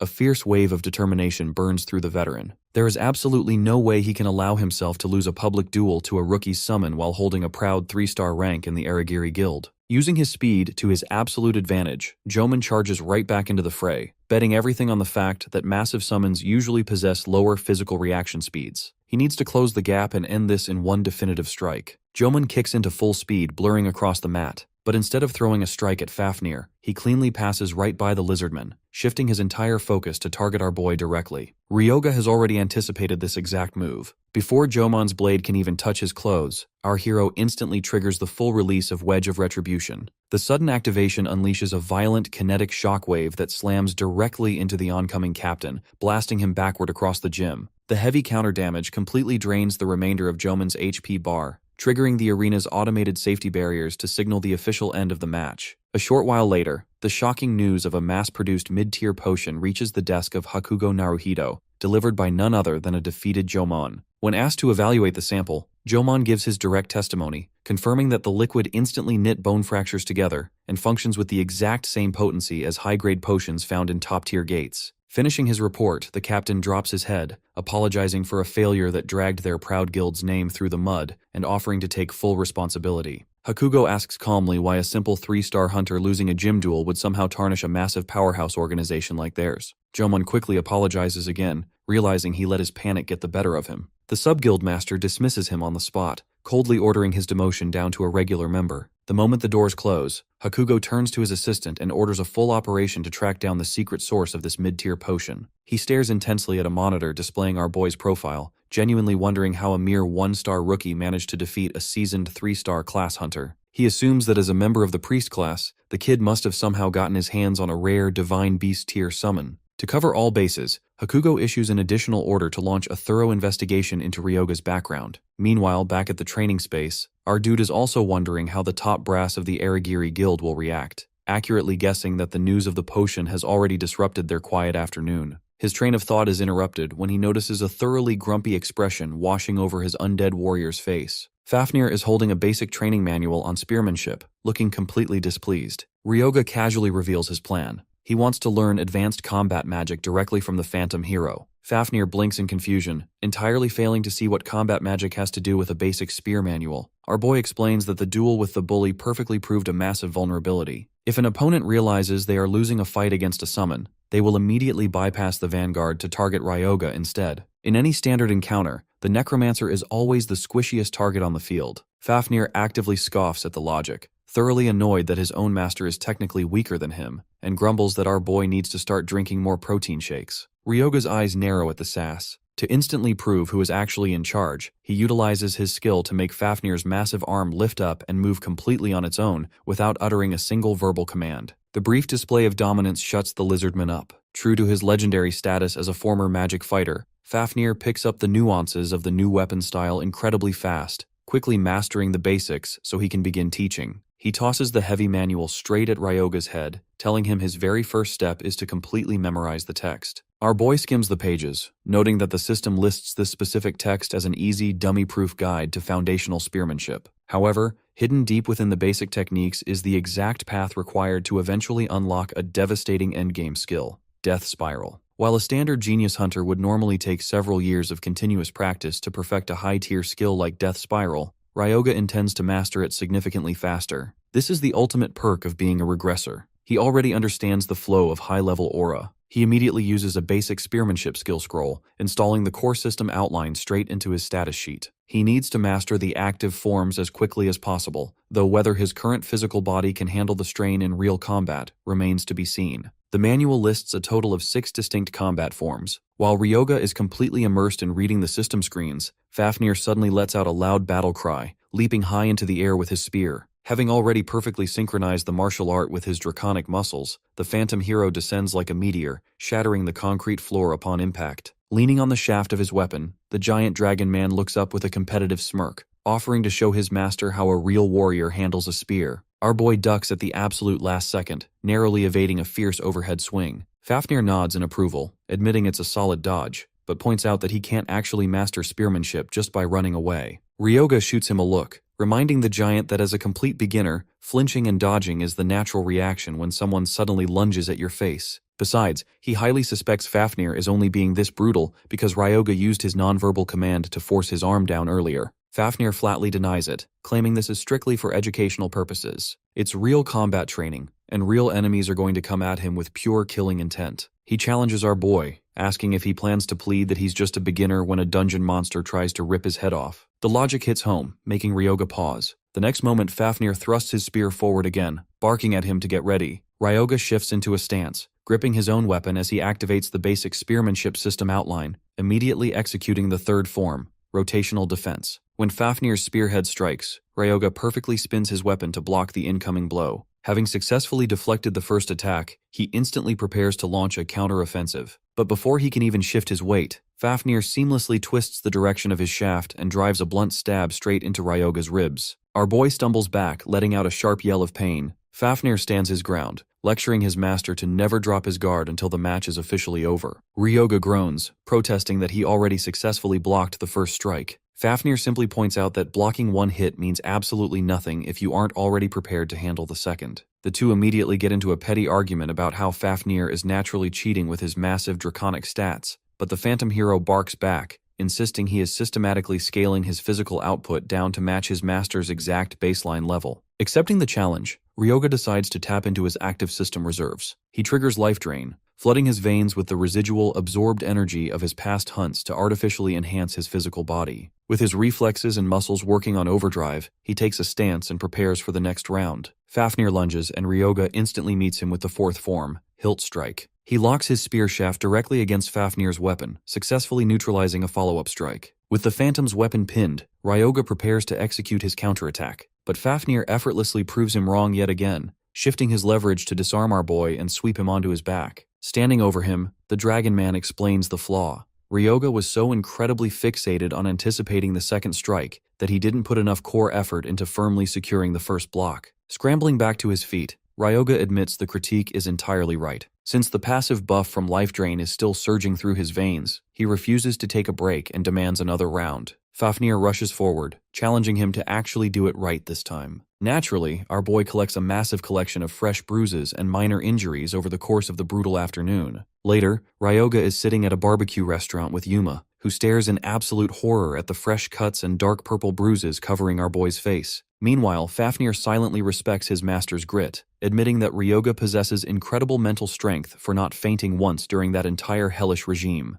The two warriors share a mutual, silent admiration for each other's tolerance, though Ryoga darkly mutters under his breath that Fafnir simply enjoyed beating him to a pulp, an accusation the giant lizard man doesn't even bother to deny. Fafnir telepathically asks his master if he wants to throw in the towel, but our boy immediately shoots down the suggestion. He wouldn't have even started this training if he was the type to quit when things got difficult. For a brief moment, he contemplates permanently boosting his physical baseline attributes by continuously burning life drain energy, but he quickly dismisses the idea. He doesn't want to become overly reliant on temporary system enhancements. His true macro goal is to organically build his physical stats and martial arts proficiency from the ground up, ensuring he becomes significantly stronger than he ever was in his past life. As the dark, fiercely ambitious thoughts swirl in his head, a purely villainous expression washes over Ryoga's face, a look so incredibly terrifying that it scares the absolute shit out of Yuma, who freezes with a piece of meat halfway to his mouth. During the meal, Ryoga casually thanks Yuma for the massive transfer of 15 million yen. Earning that much cash in just 15 days is a wild achievement for a rookie party, but Yuma immediately passes all the credit back to him, knowing they wouldn't have survived a single raid without his carry. Shifting focus, Ryoga asks if any interesting rumors are floating around the local hunter community lately. Yuma nods, explaining that the squad has been actively patrolling the HunterNet, the primary online network where hunters trade intel and track active dungeons. He lists off the current trending topics: the mysterious death of a high-profile hunter in Kamakura, the recent anomalies surrounding the Kagoshima Gate, and a chilling rumor about a hunter serial killer on the loose. Ryoga listens intently but doesn't find a single incident that can help him farm stats quickly. Since he is a regressor, he already has a rough blueprint of every major historical catastrophe scheduled to hit the future timeline, but he is actively hoping to exploit minor, forgotten incidents to stealthily build his power. His interest is instantly piqued when Yuma mentions a high-risk anomaly known as the Forgotten Temple Gate in Wakayama. Ryoga blinks in genuine surprise, failing to recall why that specific zone is still wide open. Yuma fills him in on the bureaucratic mess, explaining that the clearing rights were originally monopolized by the Horizon Guild. However, Horizon has failed to clear the interior for an entire year, and a catastrophic dungeon break is now completely imminent. Unlike a stable static gate, which only spawns monsters periodically under a controlled system, a fluid gate is an absolute nightmare. If hunters fail to eliminate the core boss before the localized mana density exceeds 100%, the dimensional barrier collapses completely, allowing the entire monster army to spill directly into the real world. Because the Wakayama Gate is currently sitting in a critical red alert state, a desperate Horizon Guild has officially lifted all entry restrictions, inviting regular independent hunters to enter the fray and help suppress the wave. Ryoga asks if any of the corporate powerhouses are stepping in. Yuma confirms that the country's second-ranked Phoenix Guild and the third-ranked Daybreak Guild are both sending massive elite squads to secure the clear. A sharp memory flashes through Ryoga's mind. From his past life, he knows exactly how this raid concludes. The Phoenix Guild successfully clears the core room, securing an epic-grade treasure known as the Dragon Scale Armor. His expression turns incredibly dark as a ruthless plan forms in his head. This sudden fluid gate crisis is the perfect opportunity to hijack the timeline and snatch the Dragon Scale Armor for himself. A defensive masterpiece of that caliber will serve as the ultimate synergy piece to complement his newly acquired spearmanship. Without hesitating, he orders Yuma to pack up the squad's heavy gear and tents immediately, letting them know they are deploying to the gate first thing tomorrow morning. The next day, the party arrives at the staging ground in front of the Forgotten Temple Gate. The system scanners displaying a terrifying 93% mana density threshold. Ryoga looks around the perimeter, noting the massive sea of mercenary hunters gathering outside the barricades now that Horizon has opened the gates to the public. Instead of pitching a tent to pace themselves like the other veteran squads, Ryoga walks straight toward the glowing event horizon. Yuka runs up to stop him, frantically pointing out that they only packed a maximum of 5 days' worth of rations. The rookies think 5 days is a suicidal timeline to clear a massive temple complex that a major guild couldn't crack in a whole year. Our boy just casts a dark glance over his shoulder, calmly stating that 5 days is more than enough time because he intends to completely finish the raid himself. Before they can cross the threshold, Yuma nudges his shoulder, pointing out a stunning female hunter surrounded by an elite vanguard, the Phoenix Guild's rising star, the prodigy sword saint, Asaka Meyer. The name instantly rings a bell. In the original timeline, this girl is the exact warrior who clears the inner sanctum and claims the dragon armor. In his past life, her raw mechanical talent was praised as something that would eventually surpass even the Phoenix Guildmaster, Marita Takumi. Tragically, she ended up losing absolutely everything in a horrific dungeon accident down the line. Glancing toward the opposite side of the camp, there is another heavyweight contender, Gouda from the Daybreak Guild. This massive brawler is on the verge of earning his legendary title, the Iron Fist, and is universally recognized as one of Japan's absolute peak powerhouses. In other words, the entire roster of future celebrities is currently packed into a single staging area. Yuma swallows hard, as he asks if a small rookie party like theirs can genuinely compete against these absolute monsters. Ryoga assures his vanguard that they are going to play this game entirely on their own terms. He has zero intention of playing fair, and he is absolutely determined to walk out of this dimensional rift with the dragon scale armor in his inventory. With his resolve locked in, our boy commands his team to follow his lead, stepping directly through the swirling vortex of the gate. The party finally steps through the swirling portal and enters the gate. The moment they cross over, Yuka nervously whispers to Yuma, wondering if their terrifying boss is eventually going to turn them into undead puppets too. Ryoga overhears the whispering and darkly reminds them that they are far too weak to ever become high-grade undead. At best, they would just make pretty basic zombies. The rookies stare at him, completely speechless that he can say something so unhinged with a perfectly straight face. While he tells his team not to stress, the entire terrain around them suddenly begins to warp and tear apart. Even Fafnir tenses up at the sudden dimensional shift. Yuka explains that this mechanical reset is the real issue. While the system's official entry requirement is capped at a 2-star rank, the actual clearing difficulty is easily a 3-star nightmare because the internal structure changes once a day, completely shifting the environment and the monster spawns. Ryoga looks around, noting that the dungeon behaves exactly as it did before he regressed. He immediately assigns the vanguard duty to Fafnir, who takes the lead with a competitive grin. Our boy wastes no time layering both Unholy Blessing and Wedge of Retribution onto his giant summon, while Fafnir loudly taunts him, claiming it is his absolute duty to protect his physically fragile master. After pushing into the shifting ruins for a while, Ryoga senses an enemy presence just up ahead. Yuma looks up, instantly recognizing the corrupted figures lurking in the shadows as fallen cultists. Without warning, the first cultist lunges forward. Fafnir steps directly into the strike, ready to trade blows with the monster. Yuma raises his weapon to help, shouting that these variants are incredibly formidable, but his sentence is cut short. With a single explosive fist, Fafnir slams the creature into the stone floor, following up with a punch so devastating it vaporizes the monster's face instantly. Yuma stands there completely shell-shocked, while Fafnir casually shakes out his claw like it was nothing.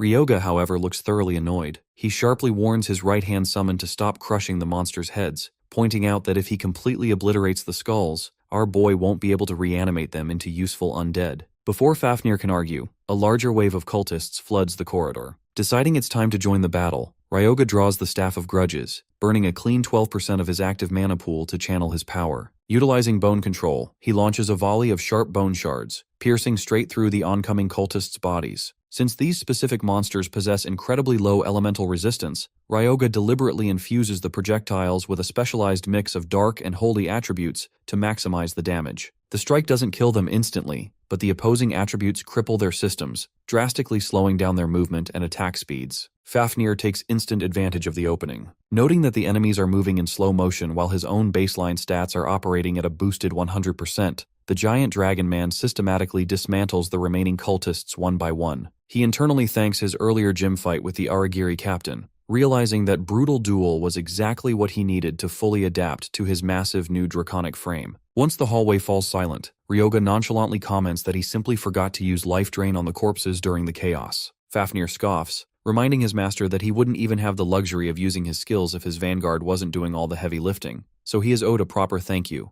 Ryoga just gets irritated, inwardly grumbling that the Kashiwagi from his past life was a much politer version than this sassy dragon. Regardless of the banter, the massive influx of dungeon experience pushes Ryoga's character level straight up to 20. The milestone triggers a system alert, unlocking 2 high-tier selections from his library of forbidden knowledge. The first is Dark Wise, a C-grade specialized necromancer passive that exponentially scales his core spiritual power. The second is Dark Rain, a highly efficient utility skill that slashes the continuous spiritual power consumption required to maintain his active undead horde by a massive 20%. These are the absolute perfect tools he needs to speedrun and cheese this entire fluid gate within his self-imposed 5-day deadline. Without wasting a second, he casts his reanimation spells on the fresh cultist corpses, transforming them into a squad of armored zombies. Because the base materials are incredibly fresh, the completion rate is remarkably high, granting the new minions a flat 100% stat increase across the board. Yuma watches the skeletons pull themselves up, curiously asking if cultists, who naturally possess much higher baseline attributes than standard orcs, will make noticeably stronger zombies. Ryoga explains the mechanics, noting that while the quality of the raw physical material is undeniably important, the complexity of the engraving spell matters even more. In other words, at this baseline stage, there isn't a massive difference in output. He then tells the squad they need to aggressively pick up their exploration pace because the temple complex runs incredibly deep. The party pushes deeper into the temple, colliding with endless waves of fallen cultists along the way. Everyone, including Fafnir, throws their full weight into the combat, but the waves of monsters feel completely endless. Suddenly, the stone walls begin to grind and shift again, signaling another structural reset. Yuma panics, yelling that they need to turn around and find an exit before the rooms completely lock them in. But Ryoga commands them to stop. Standing firm in the shifting hallway, he recalls a famous post-gate interview he watched Asaka Mir give in his past life, where the legendary sword saint openly shared the exact secret method required to clear this specific layout. She had explained that while a normal dungeon simply requires you to march to the end and kill the boss, the Forgotten Temple forces you to solve a specific puzzle just to reach the inner sanctum. There are 3 distinct types of monsters roaming the temple. Every time a squad defeats a trio, the monsters drop a unique dimensional token. If a hunter collects exactly 49 of these tokens and places them into a specific altar pillar, the system will automatically open a direct gateway straight to the boss monster's chamber. Ryoga looks down the darkening corridor, spotting a familiar glowing eye pattern etched into the stone walls. He locks his grip on his spear as he guesses that the next piece of the puzzle is about to arrive. Our boy predicts the layout perfectly. As the terrain shifts around them, the next target monsters materialize. A horde of giant floating eyeball known as Demon Eye. The massive eye instantly charges a bright red laser, firing it straight at the party. Fortunately, Ryoga has already figured out its exact attack pattern. He casually raises his hand, deploying a heavy bone shield to block the laser effortlessly. It is an incredibly durable barrier, especially since the structural stabilization extract Renya coated onto the bones allows the shield to hold its shape perfectly against the heat. To his shock, Demon Eye lock their focus specifically on him, charging a coordinated volley. Before the lasers can fire, a massive shadow leaps forward to cover his blind spot. Fafnir stands firm, telling his master to stay hidden behind his back while he takes care of the defense. Fafnir braces for the impact, but he is completely stunned when the concentrated lasers fail to leave even a single scratch on his body. Ryoga smirks, reminding the Dragon Man exactly how much high-grade effort and advanced curse formulas he poured into constructing this vessel. A mere 2-star projectile doesn't stand a chance of melting those draconic scales. Realizing he has absolutely nothing to fear, Fafnir roars, rushing head-on into the floating horde and crushing a demon eye to pieces with his bare claw. With the monster dead, Fafnir asks his master if he plans to reanimate it. Ryoga declines, pointing out that crushing the eyeball completely ruins the monster's main weapon, making it useless as an undead asset. Besides, he needs the eyeball perfectly intact to use as a token to open the boss room. As it turns out, the required tokens aren't physical items dropped by the monsters. The monsters themselves are the tokens. To solve the puzzle, they have to physically match the intact corpses of specific creatures with the ancient patterns engraved onto the central pillar. They first secure the intact eyeball corpse for the eye engraving. Next on the pillar is a small, hollow face pattern. Right on cue, the corresponding monster emerges from the shadows, a masked mimic, also known as the Curse of Decay. A dense, suffocating dark aura oozes from the floating mask, enveloping Fafnir and instantly triggering a system penalty that drains his active attributes. Ryoga reaches for his staff, wondering if he should counter it with an inverted unholy blessing, but Fafnir stops him. The Phantom Hero points out that these localized dungeon curses share the exact same elemental attribute as raw spiritual energy. He adds that suppressing the curse using his own innate spiritual power, which is inherently darker and more concentrated than the decay itself. Fafnir takes the initiative, channeling his own dark aura to shatter the Curse of Decay entirely on his own. Ryoga watches the breakdown, highly impressed by his summon's tactical genius. Because the spiritual power of a high-tier undead sits at the absolute pinnacle of the dark magic hierarchy, it naturally absorbs lesser curses like a sponge. The masked mimic panics, launching a desperate physical charge. Ryoga decides to take the reins this time, eager to test a mechanical interaction of his own. He immediately casts Unholy Blessing on Fafnir, but instead of using it as a standard buff, he uses his summon's dark frame as a physical medium to bridge the gap between the incoming curse and his own pool. The moment the masked mimic tries to drain Fafnir's energy, Ryoga reverses the flow of power. The holy attributes woven into his priest class seamlessly flood through Fafnir and drive straight into the mask.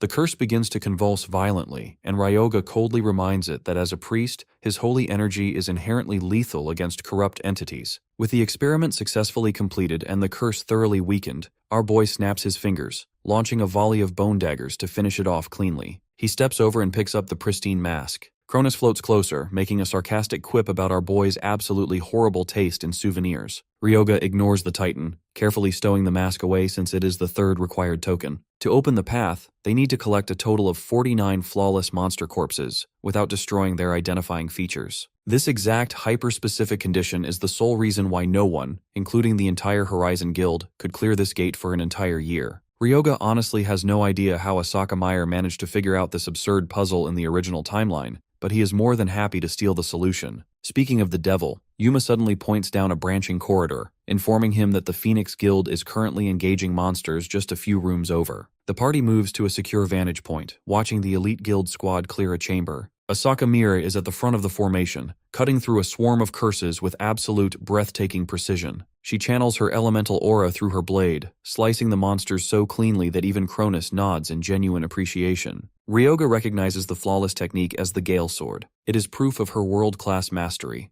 If her blade angle deviates by even a millimeter, the curse would instantly backfire and deal heavy damage back to her. Instead of lingering to watch the show, Ryoga orders his squad to pick up the pace, and the rookies quickly follow him deeper into the ruins. Their sudden movement catches Asaka's attention. She lowers her sword, her sharp eyes tracking the strange rookie party. She wonders if that strange one-star boy has actually figured out the secret mechanic of the temple. Her vice-captain scoffs at the idea, muttering that if a powerhouse organization like Horizon couldn't solve it in a year, a bunch of random independent rookies stand zero chance. He assumes they are just recklessly slaughtering monsters for basic stones. But Asaka continues to stare down the dark hallway where our boy disappeared. Her instincts tell her otherwise. She can feel that the kid has uncovered something massive, and a deep intuition whispers that this won't be the last time her path crosses with his. 5 days pass since Ryoga and his crew first step into the Forgotten Temple. The monster waves are seemingly endless, which thoroughly terrifies the rookie team. No matter how many cultists they put down, the dungeon just respawns them back into the corridors. Fafnir anchors the front line, obliterating one creature with a heavy punch while crushing another beneath his massive draconic weight. Watching the display, Cronus chimes in, commenting that Fafnir honestly possesses far more traits of a traditional hero than Ryoga does. Ryoga just rolls his eyes, reminding the Titan that he is actively putting his life on the line too, before ordering his zombie cultists to march ahead and reinforce the perimeter. He continuously channels life drain on the fresh carcasses, absorbing the residual energy until his character level finally hits 27. He is incredibly satisfied to kill 2 birds with 1 stone,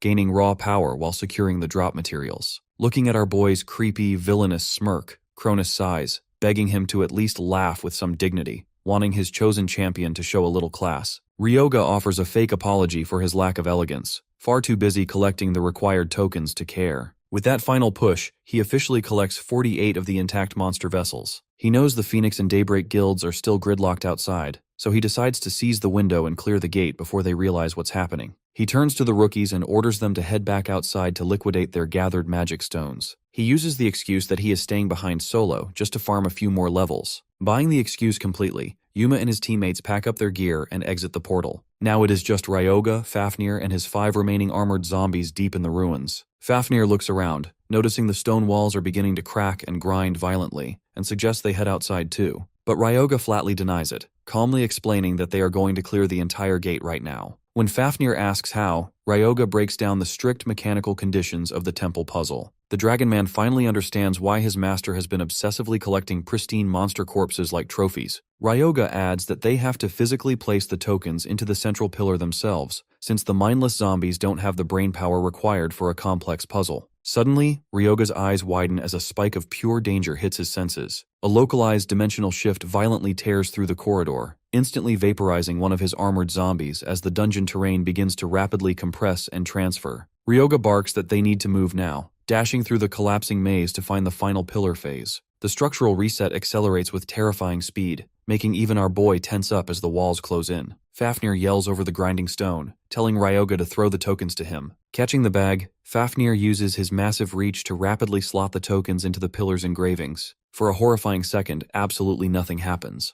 Ryoga grits his teeth in frustration. If the mechanism fails to register, the collapsing dimensional space will crush them to death inside the wall. Just as an invincible system wipe attack is about to trigger, the tokens suddenly flare to life. A hidden trapdoor grinds open, revealing a steep staircase leading into the absolute depths of the underground. They dive inside just as the corridor above collapses into solid rock. They push through the dark subterranean tunnel until they arrive before a massive sealed vault door. Before crossing the threshold, Ryoga turns to Fafnir, darkly warning him that the real fight starts the second they step into that room. Fafnir cracks his knuckles, more than ready to take down whatever boss the dungeon throws at them. Etched into the stone door is the official title of the Inner Sanctum's ruler, the Masked Man, Death Guardian. An incredibly heavy, ominous aura bleeds through the cracks of the door, causing Fafnir to narrow his eyes. Ryoga throws the vault doors open, and a horrific, suffocating sight greets them. The Death Guardian hovers in the center of the cavernous room, immediately unleashing a torrential wave of pure curse energy to welcome the intruders. Fafnir blurs forward, intercepting the curse attack head-on to shield his master. He channels his own dark aura, the physical embodiment of his high-tier spiritual power, and cleanly disperses the incoming decay before it can touch Ryoga,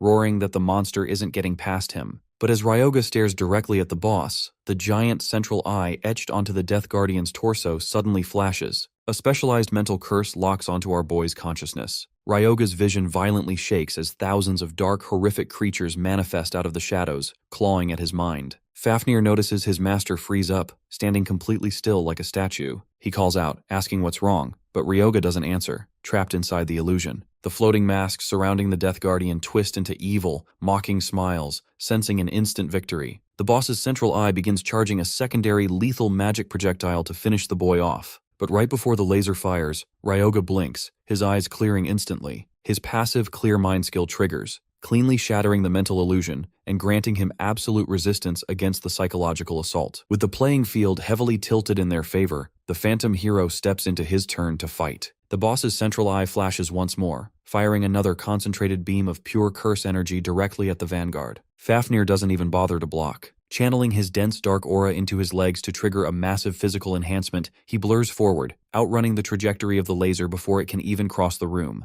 The Death Guardian screeches, its eyeball spinning wildly as it tries to track the intruder. But Fafnir is already moving at terminal speed, re-emerging directly behind the monster's blind spot. Coating his knuckles in a dense layer of dark aura, he executes an Iron Fist enhancement and drives a brutal, heavy punch straight into the boss's leg. The cavernous room shakes from the impact, sending the massive entity stumbling. However, as Fafnir pulls his claw back, strange, iridescent bubbles begin rapidly festering across the exact area he just impacted. Within seconds, identical bubbles begin bubbling up across his own knuckles. A sharp system warning flashes across Fafnir's interface, alerting him that his physical structure is actively collapsing due to the Death Guardian's passive synergy skills, ectoplasm and dirty skin. Ryoga has already anticipated this exact defensive counter-mechanism. Without losing his cool, he instantly casts a refreshing wave of unholy blessing onto his vanguard, seamlessly neutralizing the corrosive degradation before it can eat through the draconic scales. The boss attempts a desperate close-range sweep,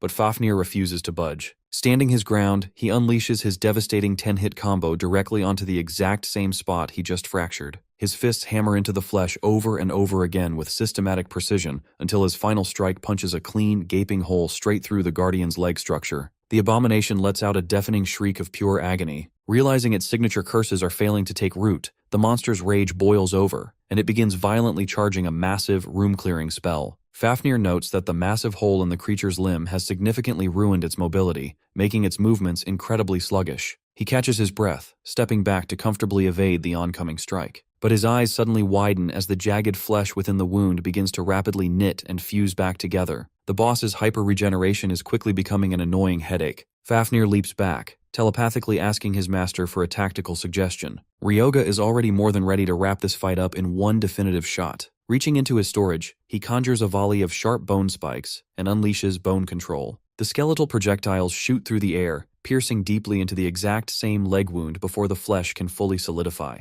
The Death Guardian roars in pure panic, desperately ordering them to stop targeting that specific wound. Desperate to clear the room, the boss releases its ultimate curse formula, Dark Wave. A torrential, tsunami-like tide of black malice erupts from its core, flooding the entire chamber. Fafnir instantly steps in front of Ryoga, bracing his massive frame to anchor the defense. Ryoga hooks his fingers, summoning his remaining armored zombies to form a tight, overlapping shield wall around them. But the sheer explosive pressure of the Dark Wave is far too overwhelming. The corrupted tide slams into the perimeter, instantly dispelling the zombies into dust. Using the fading dust cloud as absolute cover, our boy dashes straight through the dissipating curse wave, closing the distance to the monster in the blink of an eye. He triggers the full release of Wedge of Retribution, discharging a massive kinetic counter shockwave that completely gridlocks the Death Guardian, temporarily sealing its movements on the spot. Ryoga immediately barks the order for Fafnir to strike. Fafnir launches himself high into the air, bringing his massive fist down in a devastating gravity-assisted one-hit crush. The explosive impact drives the boss face-first into the stone floor, shattering its core completely. A monumental cascade of system notifications floods Ryoga's vision as a massive chunk of dungeon experience registers, triggering an instant double-level milestone. Thrilled by the rapid growth, our boy marches straight toward the grand altar standing directly behind the boss's throne room, where the primary vault reward awaits. Fafnir follows closely, his eyes locking onto the gleaming prize resting on the stone pedestal,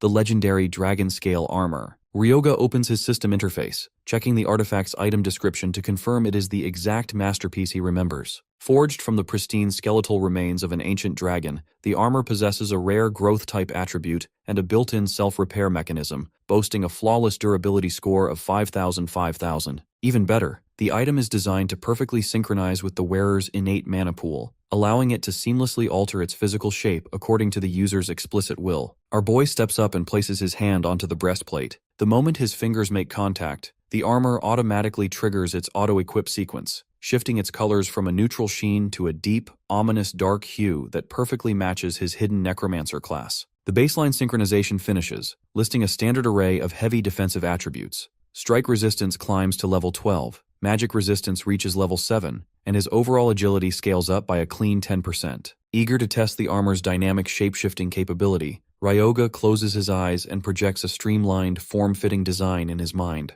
The heavy plates instantly react to his thoughts, compressing and shifting their density to match his exact preference. The sudden structural compression causes his defensive statistics to violently skyrocket on his screen. His localized strike resistance shoots all the way up to level 47, his magic resistance leaps to level 35, while his overall agility penalty drops down to a mere 5%. Looking at his master standing clad in the sleek, draconic armor, Fafnir remarks that since Ryoga is wearing a high-tier tank build now, he no longer needs to hold his strength back during their daily spear training sessions, since the plates will comfortably keep him from breaking. Our dude shoots him an unamused look, pointing out that the giant dragon man basically just admitted he wants to beat his own master to his heart's content. Fafnir just looks away, not even bothering to deny the accusation. With the ultimate prize successfully secured, Ryoga casually unequips the armor, storing it safely inside his storage ring. As they turn to leave, his eyes catch a strange, wispy dark essence slowly manifesting from the dissolving corpse of the Death Guardian. Outside the portal, the interface informs everyone that the core subjugation is officially complete, triggering an automated closure sequence that will permanently seal the Wakayama Fluid Gate in exactly 3 minutes. The entire staging ground is in complete, absolute chaos. The crimson sky clears instantly as the automated sirens echo across the camps, notifying the massive crowd of mercenary hunters that the crisis has been averted. Everyone is shouting and whispering, desperately trying to guess which elite guild vanguard or hidden powerhouse managed to speedrun the impossible temple layout. The media and news press are ready to cover the historic clear. As Ryoga calmly steps through the rippling exit portal and steps ahead, Yuma spots him and frantically runs over to meet him. The vanguard catches his breath, excitedly asking our boy if he heard the news that the impossible fluid gate was just successfully cleared. Ryoga casually shoves his hands into his pockets, walking past the panicking crowds with a completely nonchalant expression. He smoothly confirms the news, stating that he is already well aware of the clear, because he is the one who personally finished the job. At first, Yuma fails to process the words, standing completely stupefied as the realization sinks in. The next second, he loudly shouts in disbelief, demanding to know if Ryoga was truly the one who killed the boss. The sudden outburst instantly draws the sharp attention of the surrounding hunters, who turn to look at them. Ryoga quickly reins him in, firmly emphasizing that he has zero interest in the fame and wants absolute secrecy regarding the clear. To sweeten the deal, he even promises to add a portion of the boss's hidden loot value into the squad's upcoming payout. Yuma immediately declines the extra money, arguing that since the rookies didn't participate in the actual boss subjugation, they have no right to touch the profit. Ryoga notes that his team isn't even curious about what the Death Guardian actually dropped. In reality, the boss yielded the Shadow Mask, an item heavily engraved with multiple status curses, and a specialized skill book titled Thrill of the Hunt. The book grants a tracking mechanism that designates a target as prey, allowing the user to trace their exact movements for up to a 10-kilometer radius. Since these dark artifacts are far too specific to share, Ryoga keeps them for himself, though he genuinely respects his vanguard's integrity when Yuma refuses the pity money. A rare smile touches our boy's face as he signals that it is finally time to head home. Meanwhile, back at the camp, the aces of the Daybreak and Phoenix guilds are locked in a heated argument, each fiercely accusing the other of stealthily clearing the gate to steal the glory. Asaka argues that if the powerhouse veterans of Daybreak weren't the ones responsible, she wonders who could possibly possess that kind of firepower. For a brief, fleeting moment, her thoughts spiral back to the strange one-star boy she saw earlier,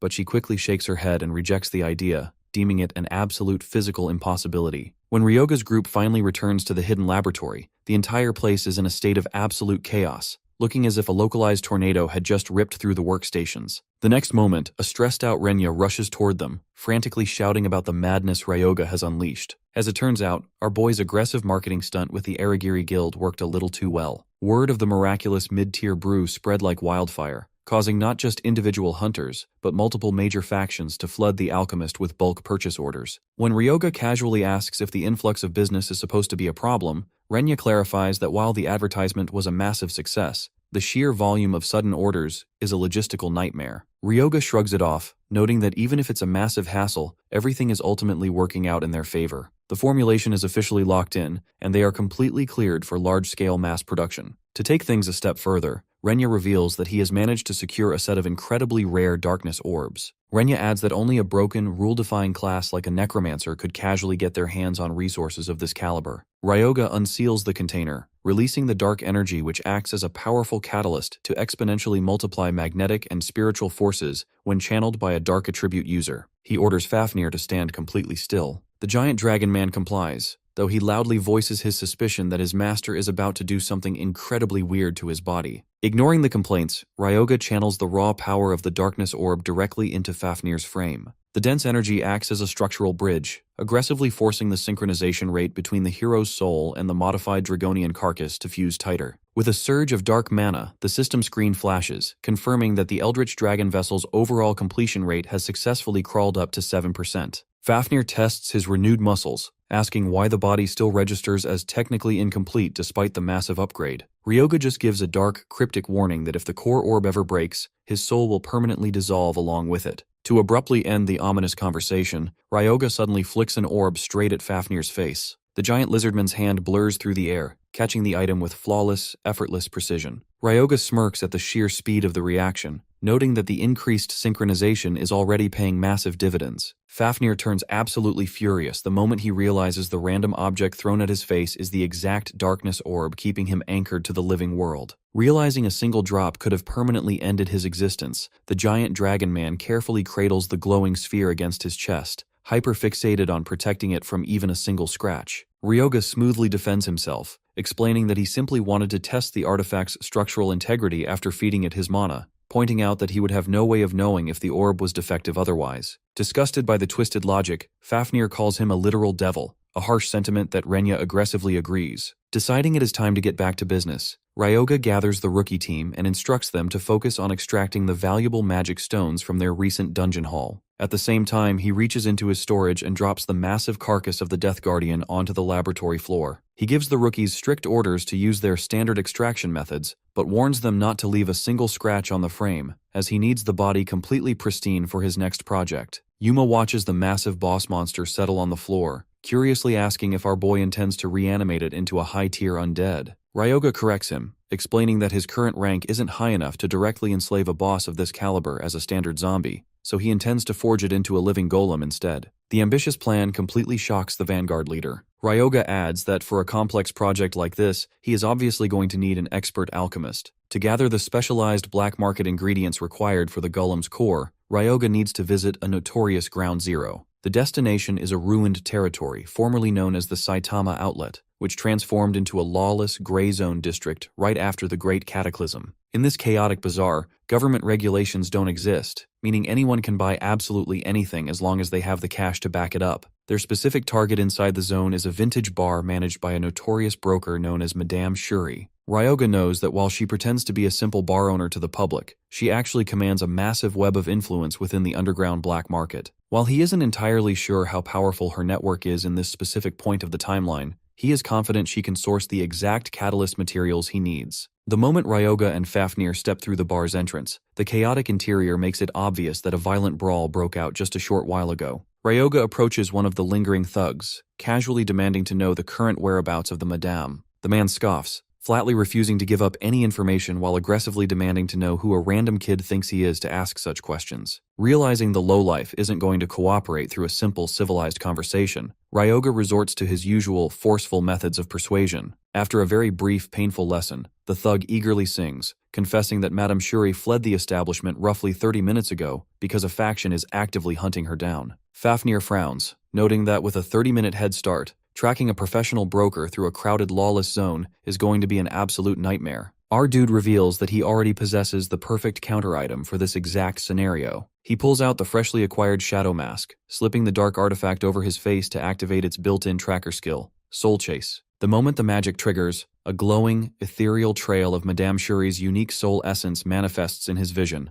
allowing him to easily lock onto her path. Meanwhile, deep within the desolate alleys of the lawless district, Madame Shuri is sprinting for her life. She is completely out of breath, entirely baffled as to what she could have possibly done to trigger a full-scale assassination order from the Red Spider Syndicate. She knows she is in a critical bottleneck, but she absolutely cannot afford to let them capture her alive. Her luck runs out when she turns a corner, only to find herself instantly surrounded by a dense wall of Syndicate goons. Stepping out from the shadows of the blockade, the high-ranking leader of the Red Spider Syndicate smiles victoriously. Refusing to go down without a fight, Madame Shuri slides a hidden dagger out from her sleeves, fiercely warning the mob that they will all end up in body bags if they dare underestimate her. The Syndicate leader just brushes off the threat with a mocking laugh, claiming she is barely projecting enough baseline mana to tickle them. Madame Shuri challenges him to step forward and find out for himself whether she is bluffing. Before the two sides can violently clash, a calm, casual voice suddenly echoes from the entrance of the alley, startling every single person in the clearing. Ryoga slyly comments that everyone seems to be gathered here in one convenient spot, making it look like a highly entertaining street show is about to begin. The leader warns Ryoga to stay out of their business, since he is nothing but a meddling outsider. Ryoga steps forward anyway, sarcastically thanking the man for being so incredibly polite with his prior warning. The leader grows furious at his smug attitude, assuming the kid is only acting tough because he brought a summon along, throwing a glare over at Fafnir. Losing his patience, the leader orders his minions to go grab him. Fafnir moves instantly. He punches the first goon clean across the alley and effortlessly throws two others into the air. Another Syndicate thug hurls a heavy iron rod straight at him, but Fafnir catches it out of the air and hurls it right back with enough force to pin the man flat against the brick wall. Realizing his men are being dismantled, the Syndicate leader reveals himself to be a fire magic user. He immediately summons a massive torrent of roaring flames, preparing to turn our boy into a pile of ashes. Madame Shuri screams out a warning to our hero, but the leader just grins maliciously, sending the firestorm surging forward and celebrating what he thinks is an instant kill. His eyes widen in sheer horror a second later, as Fafnir walks straight out of the raging inferno completely unscratched.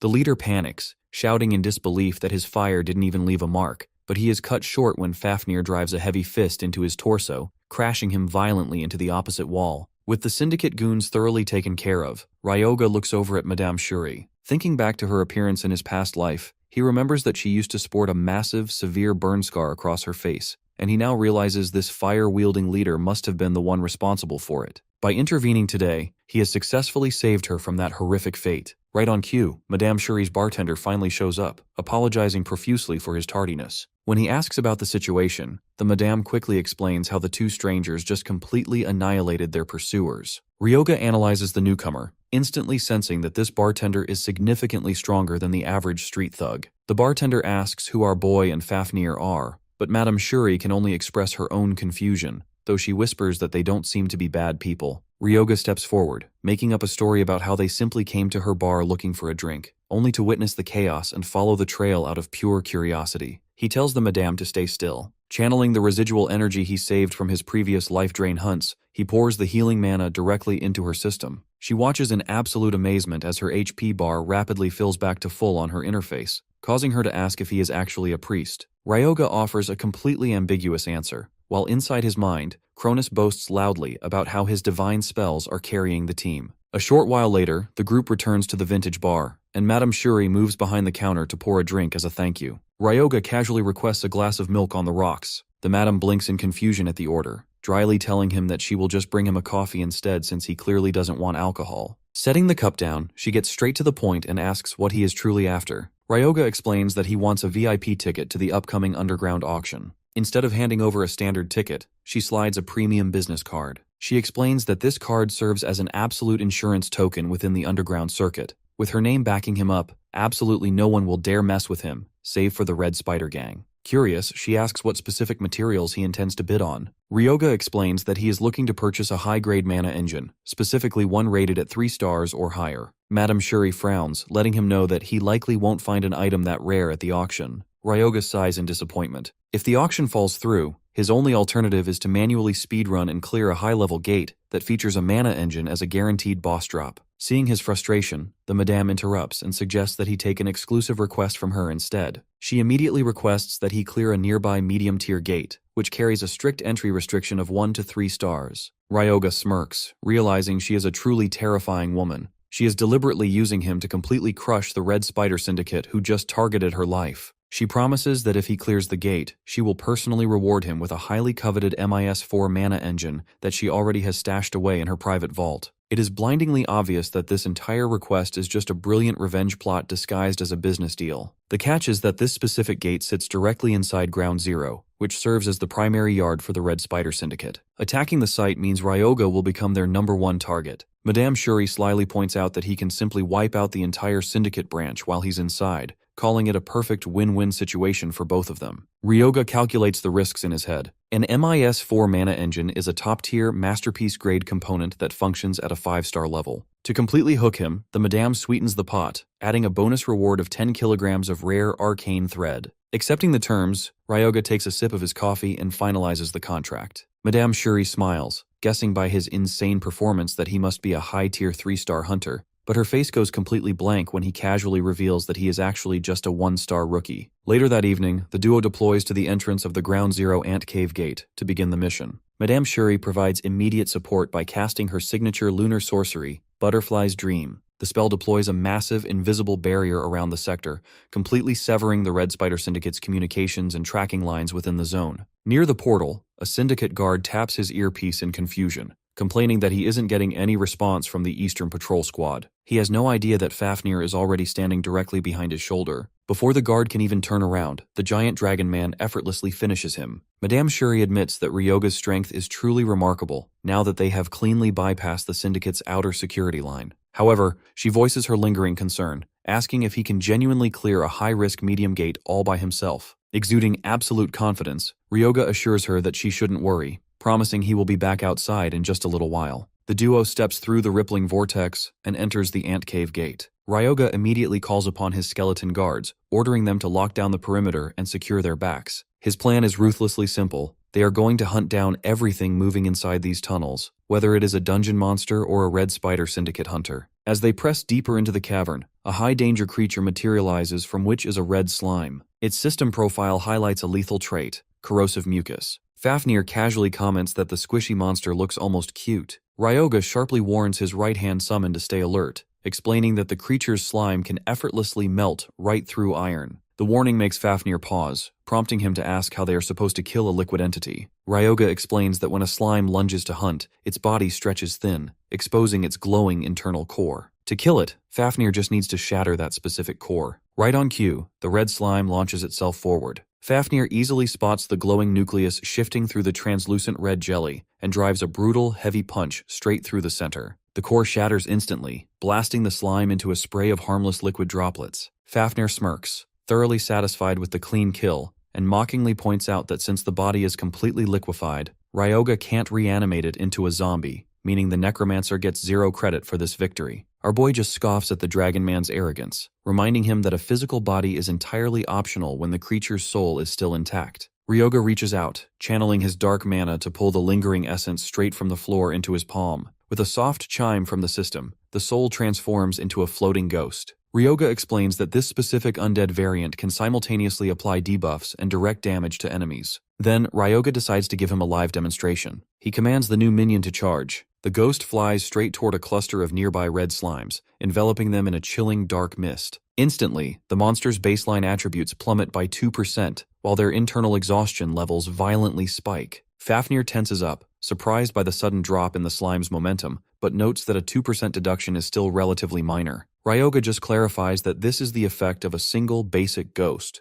Once he builds an entire army of them, the scaling will be terrifying. Later, deeper within the cave system, a squad of Red Spider Syndicate is busy harvesting high-grade bloodstones. Their unit leader, Kotetsu Osabe, barks at his men to keep their guard up, reminding them that this specific sector yields over 1.2 million yen worth of bloodstones per haul. He notes that their operations were already severely interrupted during the failed hit on Madame Shuri, and he has 0 intention of letting this shift go to waste. When a subordinate reports that their communication lines to the outside world have completely cut out, Kotetsu doesn't panic. He coldly orders the squad to slaughter absolutely anything that gets in their way. A moment later, the Syndicate hunters halt in their tracks, thoroughly stunned to find a line of skeleton guards blocking the tunnel ahead. They look around in confusion, knowing skeletons don't belong to the native spawn list of an ant cave. Their confusion turns to pure panic as a swarm of wailing ghosts suddenly materializes from the shadows, circling above their heads. Refusing to back down, Kotetsu orders his vanguard to burn the skeletons to ashes. 4 fire magic users step forward, launching a coordinated barrage of roaring fireballs at the front line. But the lead skeleton guard simply steps into the heat, raising its shield to absorb the entire elemental explosion without budging an inch. Before the Syndicate members can process the high defense, Fafnir leaps out from behind the shield wall, joining the vanguard with a terrifying roar. Kotetsu mistakes the massive summon for a basic lizard monster and quickly fires a compressed fireball directly at his chest. But before the spell can connect, Ryoga thrusts his hand forward, conjuring a massive bone spear that pierces straight through the fireball, extinguishing the flames instantly. Kotetsu stumbles back, his face turning pale as he watches a rookie priest casually manipulate high-tier skeletal constructs to negate his magic. Seizing the absolute chaos, Fafnir initiates close-quarters combat. He coats his claws in a dense layer of dark aura and charges straight into the Syndicate formation. Moving like a hurricane, he systematically hammers the Red Spider members one by one, executing his 10-hit combo. Within minutes, the half-Syndicate squad is completely wiped out. Now only the unit leader with few minions remains standing. Kotetsu stares in absolute horror at the terrifying duo, his eyes widening as he finally recognizes Ryoga's face from the alleyway brawl. He realizes this is the exact same mysterious kid who successfully ruined their assassination plot against Madame Shuri just a few hours prior. Looking at him, the leader assumes that as our boy's strength lies in his summon, so he will finish the summon to defeat him. So he asks one of his subordinates to hold off Fafnir, and the rest of the army will focus on attacking Ryoga. The subordinate rushes to Fafnir with a shield,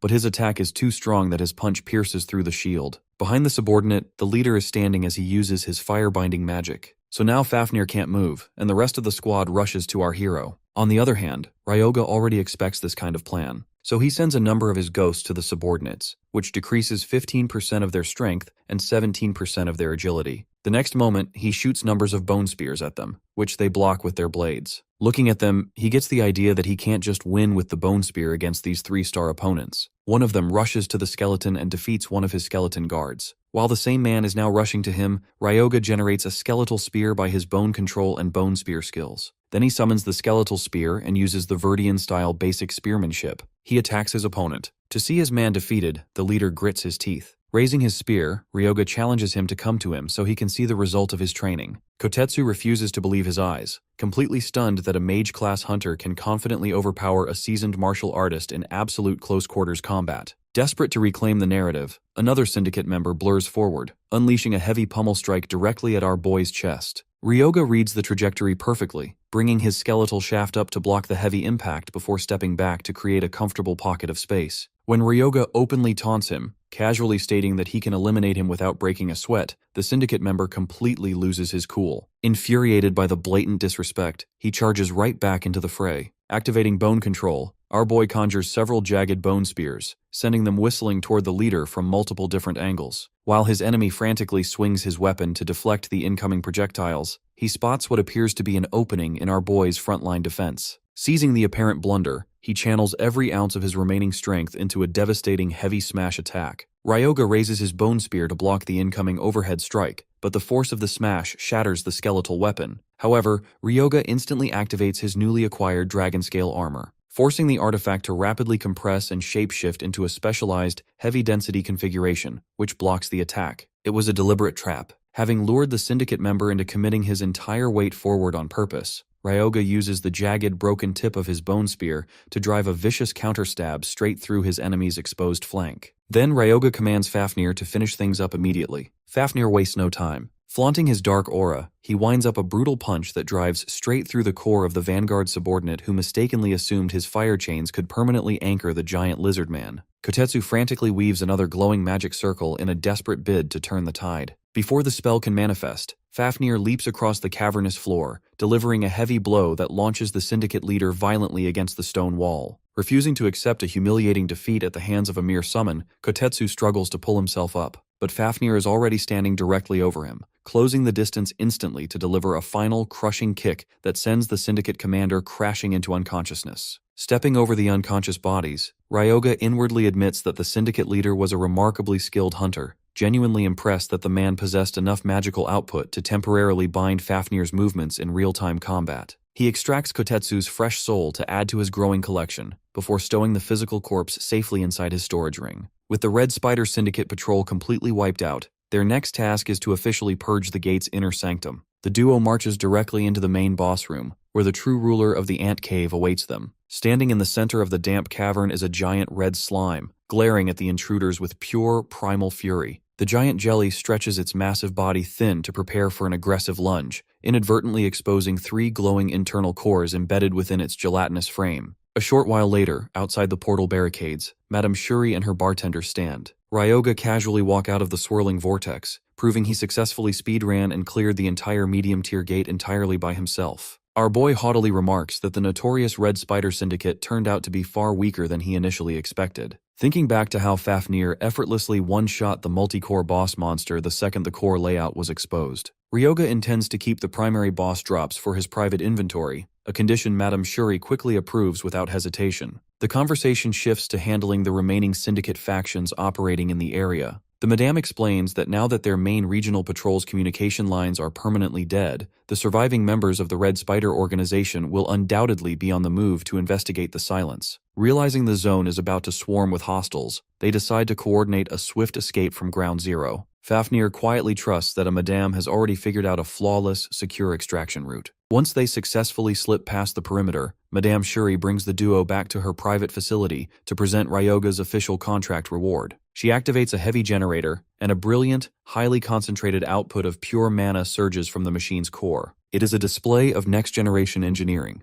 Turning to our boy, she gives him a blunt warning, letting him know that she won't be covering any technical defects or offering warranties if he discovers a malfunction later down the line. Ryoga doesn't like it, but she smoothly defends herself, explaining that both of them are technically sharing the developmental risk since the machine is an experimental prototype. Ryoga realizes she completely anticipated his macro plan to intentionally use a future malfunction as political leverage to make her owe him a favor. Seeing that she is one step ahead of him, he accepts the terms without any further complaints, and she agrees to have the massive unit discreetly delivered directly to his primary laboratory site. The moment Ryoga steps back inside his hidden facility, a thoroughly relieved Renya greets him. The alchemist mutters that he wouldn't have been surprised if Ryoga ended up returning to the lab as a ghost. Our boy just smiles, stating that instead of becoming a ghost himself, he brought back a brand new one as a souvenir. He reaches into his space and pulls out the newly harvested red slime ghost, letting the wailing, translucent spirit float straight into the alchemist's face. The sudden apparition scares poor scientist. Ryoga casually tells him he better get used to the company, because from now on, they are all going to be working together as a team. The statement only serves to terrify the alchemist even more. Ignoring Renya's frantic protests, both Ryoga and Fafnir turn around and walk out of the main workshop, leaving the trembling scientist completely alone in the dark room with the floating slime spirit. Exhausted from the relentless string of high-speed raids and back-to-back combat, Ryoga finally crashes onto his bed, ready to pass out. The moment his head hits the pillow, a system notification blares across his interface. The alert informs him that his contracted constellation, Cronus, has officially risen in rank, unlocking an exclusive, immediate audience within the Star Sanctuary. Next, the physical world dissolves, and Ryoga finds himself standing directly inside the grand celestial expanse of the Star Sanctuary, facing Cronus. At first, our boy assumes he is simply locked inside a vivid dream, but Cronus quickly corrects him, booming that the rapid influx of recent glory has successfully increased his core divinity, allowing him to pull his mortal contractor directly into his domain. Right on cue, a sudden system quest materializes on Ryoga's display screen.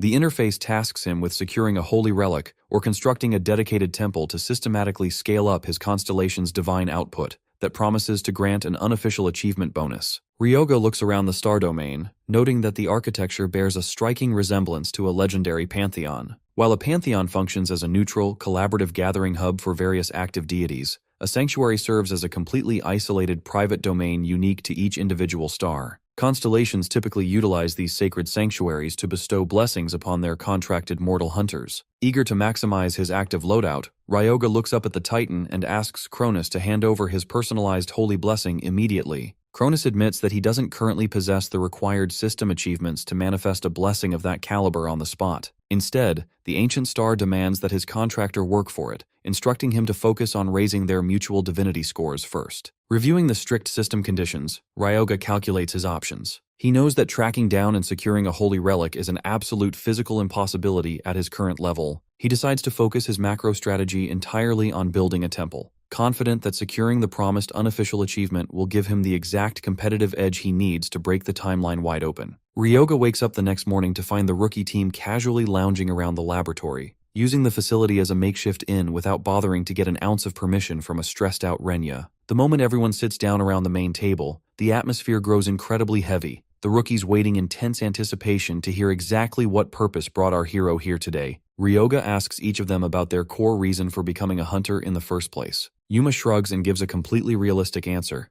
the money. Ryoga nods, thoroughly satisfied with the practical mindset, vastly preferring it over some delusional desire to play a righteous hero. The third wheel of the squad tries to quip that if they ever actually wanted to be heroes, they would just follow someone noble, but he cuts his sentence short when Yuma aggressively digs an elbow into his ribs. Now, Ryoga finally lays out his official proposal. He wants to form an official party with them. Yuma mentions that he thought they were already operating as a single unit. Ryoga smoothly corrects him, explaining that they are not officially a party yet, because, up until now, he has simply been paying them standard wages to handle his basic daily chores. Now he wants them to truly fight and grow together. Hearing this, the rookies' faces instantly brighten, and all three eagerly agree to the terms. Ryoga informs them that their first major assignment will require them to spend an entire month operating right on the dangerous boundary line. The rookies get completely hyped up by the announcement. Later, the newly formed party officially departs for the desolate borderlands. As they approach the perimeter of the boundary, Ryoga tells the rookies to keep their questions to themselves until he finishes giving them a brief rundown of his current build. Without missing a beat, he finally reveals the ultimate truth.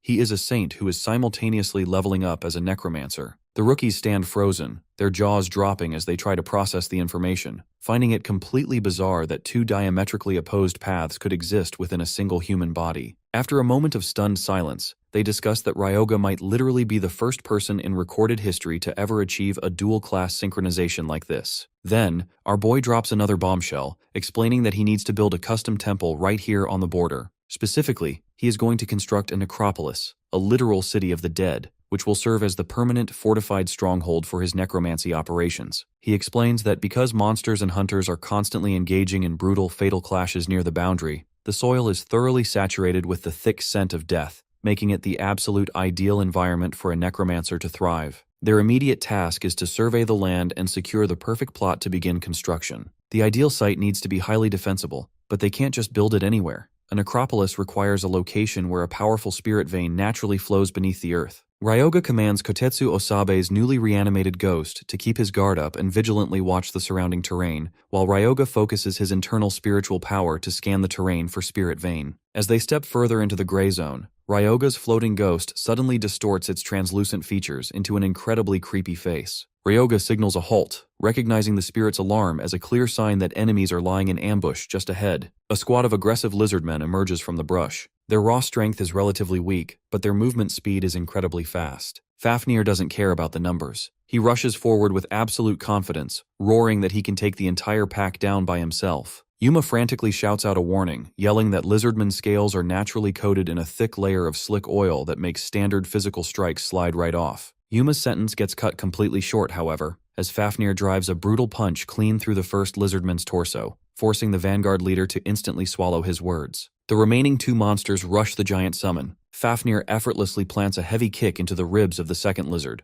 while simultaneously delivering a crushing right hook to the third, instantly ending the skirmish. Ryoga steps forward, immediately activating his dark mana to shape the fresh corpses into a pair of armored zombies. He notes that native monsters tend to gather in larger clusters around areas where the strongest spirit veins flow, proving they are heading in the exact right direction. He orders the party to keep moving. Along the way, they encounter several more patrols of lizardmen, all of whom are effortlessly dismantled by Fafnir, allowing Ryoga's armored zombie army to steadily expand. After a short while, the group arrives at the edge of a remarkably beautiful, secluded pond. Ryoga halts, scanning the area as his eyes lock onto the convergence point of spirit veins, declaring it the absolute perfect location to construct his temple. Fafnir frowns, pointing out that a spot this beautiful is going to stand out a lot, not to mention the fact that the local monster populations look more than ready to violently defend their territory. Ryoga dismisses the concern. He instructs the rookies to sit back and handle the basic camp preparation, preparing to clear the pond himself. Yuma steps forward, arguing that they should help him fight since the sheer volume of monsters swarming the pond is far too high for a single hunter to manage. Ryoga just smiles, letting him know that raw numbers mean absolutely nothing to a necromancer. The next moment, he activates bone control, conjuring a massive storm of sharp bone spears that rains down upon the swarming monsters. The creatures are systematically skewered by the high-tier skill, and Ryoga methodically wipes out every single hostile in the vicinity by the time twilight blankets the borderlands. With the battlefield cleared, Ryoga activates Flesh Writhing, seamlessly separating the meat from the structural skeletons of the fallen monsters. Utilizing the massive mountain of white bone and channeling his advanced bone control, he begins to physically assemble the grand foundations of his necropolis. His macro plan centers on building a massive, towering obelisk that will serve as the permanent core symbol of the entire territory. At that, Cronus reminds him that an obelisk is traditionally a holy monument built to worship Ra, the ancient divinity of the sun. Ryoga acknowledges the history, noting that because the sun represents the symbol of life, it holds the exact opposite concept of death, making it the ultimate twisted symbol for a city of the dead. He decides to fashion it entirely out of dark mana, naming it the Black Obelisk. Cronus sighs, having fully expected this kind of rebellious behavior from his contractor, calling it a glorious act that completely defies natural providence. Ryoga smoothly takes the comment as a compliment. Using the raw bone material, he successfully constructs the external framework of the temple. Now, it is time to forge the complex interior pathways. Suddenly, his system interface flashes a series of urgent warnings. The system warns him that his body is actively consuming a massive, highly dangerous amount of spiritual power to stabilize the structure.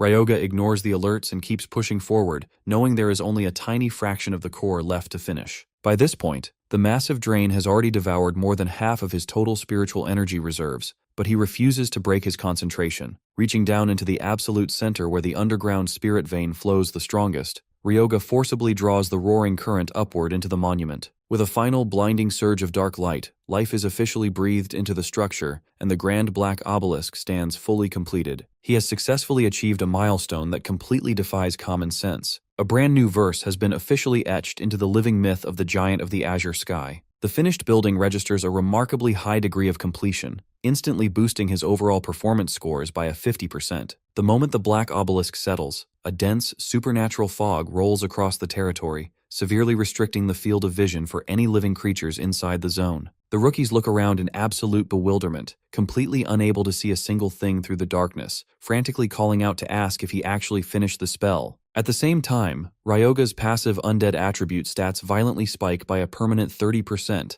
causing Fafnir to gasp as an immense wave of raw power surges through his draconian frame. Our boy stands victorious, having successfully pulled off the impossible, but the extreme, unprecedented strain takes a toll on his physical body. Ryoga suddenly stumbles, coughing up a heavy spray of dark blood. A flashing red system warning blares in his vision, alerting him that his core spiritual power has been dangerously depleted to absolute zero. Next moment, his vision goes completely dark, and his body collapses limply onto the ground, prompting panicked screams from Fafnir and the rookies as they all rush forward to catch him. The next morning, Ryoga wakes up inside a camp tent with a splitting, throbbing headache. Before he can even rub his temples, Cronus abruptly manifests inside his mind, shouting about how absolutely hilarious and magnificent it is that they have finally constructed a physical temple. Ryoga winces, flatly telling the deity to lower his voice because it is echoing violently against his skull. Ignoring the complaint, Cronus continues his enthusiastic rambling, deeply amused by the irony that Ryoga used an obelisk, traditionally a sacred monument celebrating the sun and life, to anchor a domain completely dedicated to the forces of death. By twisting natural laws like this, our boy has genuinely defied common logic. Stepping outside into the crisp morning air,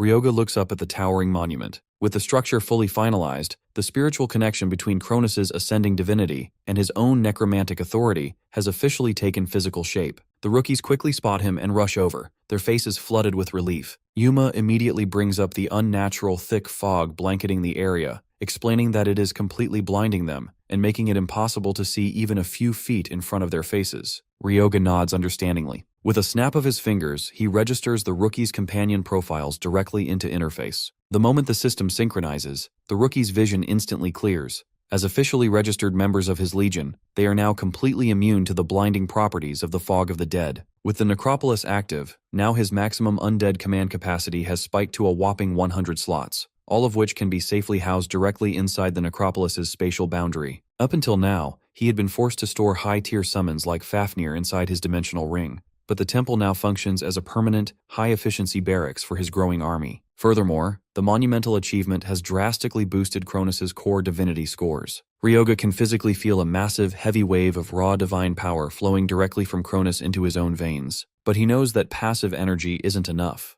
His immediate task is systematically strengthening the actual combat power of his frontline units. He turns to his rookie team and bluntly informs them that they are about to undergo a brutal training regime to get stronger. The three of them give him completely blank looks. Ryoga coolly reminds them that if they intend to run with him, they need to actually be capable of surviving high-tier zones, unless they plan on being nothing more than simple chore boys who collect magic stones for the rest of their lives. Without giving them room to complain, Ryoga delegates the tasks. He hands Yuma's defensive training entirely over to Fafnir. Fafnir asks exactly how far he is allowed to push the kid. Ryoga casually gives him a blank check, telling him he has full permission to be more ruthless than he was with Ryoga. As for the remaining two teammates, Ryoga decides he will train them personally. Before kicking off the physical drills, Fafnir demands to know Yuma's innate character trait. Yuma nervously admits that his abilities are strictly locked into pure defense, and he always suffers a massive physical recoil whenever he blocks a heavy hit. Fafnir utilizes his martial arts analysis skill, concluding that the recoil isn't a weakness. It is actually an unawakened repulsion attribute. Fafnir points out that Yuma has the rare latent capacity to infuse raw mana directly into his shield, allowing him to not only maximize his defensive threshold, but violently convert the kinetic impact force into an offensive counterstrike. Fafnir explains that repulsion is a cosmic force designed to violently push two objects away from each other. To demonstrate, he demands that Yuma hand over his shield. Fafnir grips the metal, effortlessly flooding the frame with his dense dark aura, and unleashes a forward thrust. A massive, explosive shockwave erupts from the face of the shield, completely shattering a tree into splinters. Fafnir tosses the shield back to the trembling vanguard, instructing him that he needs to learn how to consciously channel his magic into the shield for offense, rather than just passively taking a beating. Yuma takes a deep breath, planting his feet firmly into the dirt. He hyperconcentrates, pouring every single ounce of his internal mana pool directly into the metal face before slamming it forward. A shockwave successfully shatters a massive tree in front of him. Fafnir nods approvingly but immediately steps forward to deliver a stern lecture. He warns Yuma not to dump all of his magic into a single strike like a reckless amateur, explaining that if he overloads the circuit, the structural back pressure will literally blow his own body to pieces. He barks at him to get back in position and keep practicing the regulation output. Meanwhile, on the other side of the camp, Ryoga turns to his two students to break down their own system traits and skills. He turns to Yuka first. She nervously explains that her primary weapon is a specialized crossbow, and her innate trait is called resonance. This unique trait allows her to tether her soul to a designated party member, temporarily borrowing a fraction of their active magic output to infuse directly into her fired projectiles. Cronus scoffs, claiming that a parasitic, dependent trait like that is completely useless for a solo-focused build. Ryoga outwardly disagrees, knowing that if she learns how to utilize the mechanics properly, the trait is highly capable of breaking high-tier defenses. To jumpstart her build, Ryoga reaches into his inventory and gives her a skill book. Yuka hesitates, pointing out that an advanced skill book like this is far too expensive for a rookie to afford. Ryoga dismisses her worries, casually letting her know that she can simply pay him back once they start clearing high-tier dungeons. The book contains a fundamental skill, telekinesis.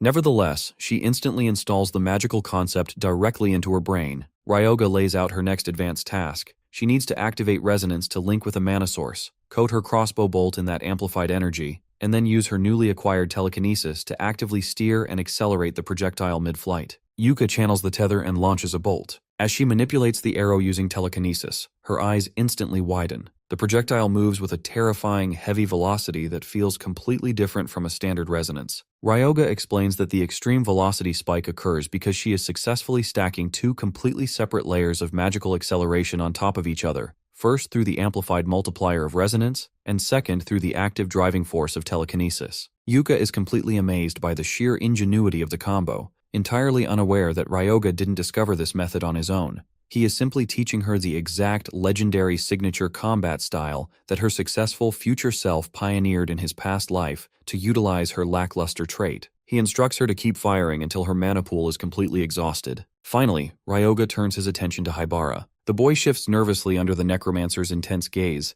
explaining that his unique skill allows him to open a private pocket dimension. He demonstrates the ability, manifesting a tiny rift in the air, but deflates as he admits that his current weight capacity is strictly limited to a single kilogram. His innate trait is registered as spatial inventory generation. At that, Cronus mocks the boy that the kid is literally built to be nothing more than a glorified, low-tier baggage carrier. But Ryoga completely disagrees with the deity's assessment, knowing that under the right guidance, a spatial user can easily transform into a terrifying, high-tier monster on the battlefield. In his past life, Ryoga vividly remembers that the infamous number 2 powerhouse of the Romanov family possessed this exact spatial inventory capability. That man used his infinite pocket dimension to store an entire armada of heavy artillery and high-grade weaponry, effortlessly summoning and swapping weapons in fractions of a second to obliterate entire armies single-handedly. The immediate bottleneck for Haibara is his heavily restricted weight limit. Ryoga calculates that the fastest way to expand a spatial inventory is to systematically consume high-grade elixirs, which is an incredibly expensive method. After thinking it over for a few moments, Ryoga decides to first focus on fundamentally correcting the way Haibara circulates his basic mana pathways to maximize his natural efficiency, telling the rookie to leave the rest entirely to him. 2 weeks fly by in a blur of relentless, brutal training drills. By the end of the second week, the rookies have grown remarkably stronger, their movements completely transformed to the point where they can confidently challenge high-level monsters clad in dense iron armor. Suddenly, a massive herd of armored boars charges out from the brush. Yuma steps forward. Instead of just passively holding the line and taking the blunt trauma, he activates his perfected repulsion technique, driving his shield forward to unleash a massive, explosive shockwave that kills the monster instantly. The remaining boars scramble around the perimeter, charging ahead in a desperate flank. Now it is Yuka's turn. She locks her target, triggers her amplified resonance magic, and unleashes a volley from her crossbow, seamlessly stacking her telekinesis on top of the bolts. A dense stream of glowing arrows whistles through the air, perfectly tracking the one of the moving monsters and striking its vital points with flawless precision, killing it instantly. The moment the monsters drop, their fresh soul essence is automatically pulled through the air, cleanly absorbed by the nearby necropolis, which is now actively functioning as both their sovereign territory and a holy temple. Ryoga watches the smooth execution with a deeply satisfied smile. Seeing his rookie team comfortably hold their own against a high-tier pack of armored boars without Fafnir needing to step in even once proves that his intense training methods have yielded flawless results. Right at that moment, the notification officially recognizes the Grand Domain as his permanent, established sovereign territory. With the territory colonization finalized, a massive influx of completion experience points surges into his core profile, pushing Ryoga straight to level 50. A brilliant column of dark divine light erupts around his body as his system interface chimes, announcing that he has officially broken past his limitations and entered an entirely new, uncharted realm of power. After breaking past his limits and advancing to a 2-star rank, Ryoga's overall core attributes instantly spike by an additional 20%. However, the sheer volume of experience points required to level up from this point forward has officially quadrupled. On the bright side, the raw scaling of his active undead summons increases along with his rank. He calculates his options, realizing that instead of just relying on standard skeleton guards or vanguard zombies, he can finally branch out into constructing a high-tier golem. With his immediate goals set, Ryoga prepares to head back to the laboratory to begin the technical work. Fafnir is completely miserable about the arrangement, loudly complaining about being left behind on the desolate borderlands to work as nothing more than a glorified security watchman for the territory. Meanwhile, the rookies gather around, eager to know what their next move is now that their intense training arc is over. Ryoga asks about their levels, noting that Yuma has reached level 48, Yuka is at level 47, and Haibara is sitting at level 45. Satisfied with their progress, he calmly instructs them to pack their gear and head straight toward Furujuku. Ryoga breaks it down for them, explaining that a secret hidden area exists deep within the ancient garden sector, providing them with the exact mechanical steps required to unlock the spatial gateway into the legendary proving grounds. Our hero also reveals that the core trial requires them to defeat a high-tier dragonkin. Our boy calmly assures them that they can handle it, but drops a strict warning. The trial operates on a strict one-on-one duel format, meaning their teammates cannot step in to help them once the battle begins. The only silver lining is that the proving grounds carry a safety net. They won't actually die if they fail the trial, and clearing it guarantees a good system reward. After exchanging a series of tense looks, the three rookies steel their resolve and agree to the mission. Before parting ways, the rookies ask what they should do with the massive mountain of low-grade mana stones they have accumulated during their 2 weeks of constant grinding,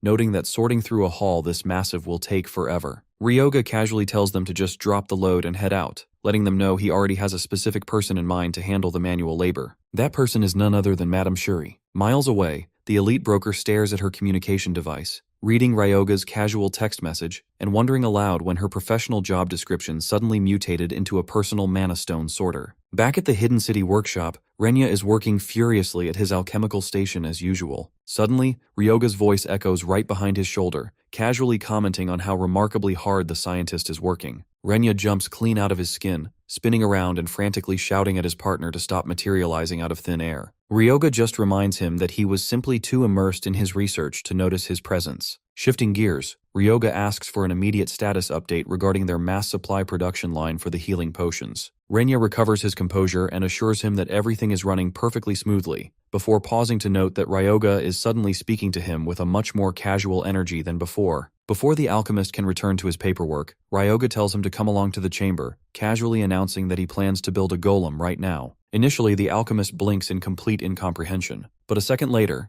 Renya's eyes go completely gooey as the sheer scale of the project hits his brain. He realizes exactly what our boy is trying to pull off. Unlike standard undead that require constant mental upkeep, a golem can remain semi-permanently active as long as it has a stable internal mana source. Renya can barely believe his ears, pointing out that even the wealthiest megacorporations on Earth are still trapped in the absolute rudimentary stages of basic golem research. Ryoga confidently admits that he can successfully craft one on the spot, but adds a condition. If Renya wants to sneak a peek at the forbidden blueprints, he is going to have to do some physical lifting to assist with the assembly. The deeply curious alchemist doesn't hesitate for a single second, eagerly nodding his agreement. To kick off the procedure, Ryoga reaches into his spatial storage ring and pulls out the corpse of the masked man. Staring at the giant body, Renya suggests that they should lean entirely into a traditional undead reanimation, arguing that the corpse's sheer, monstrous size would provide a massive physical advantage as a zombie. Furthermore, the alchemist is thoroughly confused by the golem proposal, pointing out that authentic golems are traditionally sculpted out of stone or reinforced iron.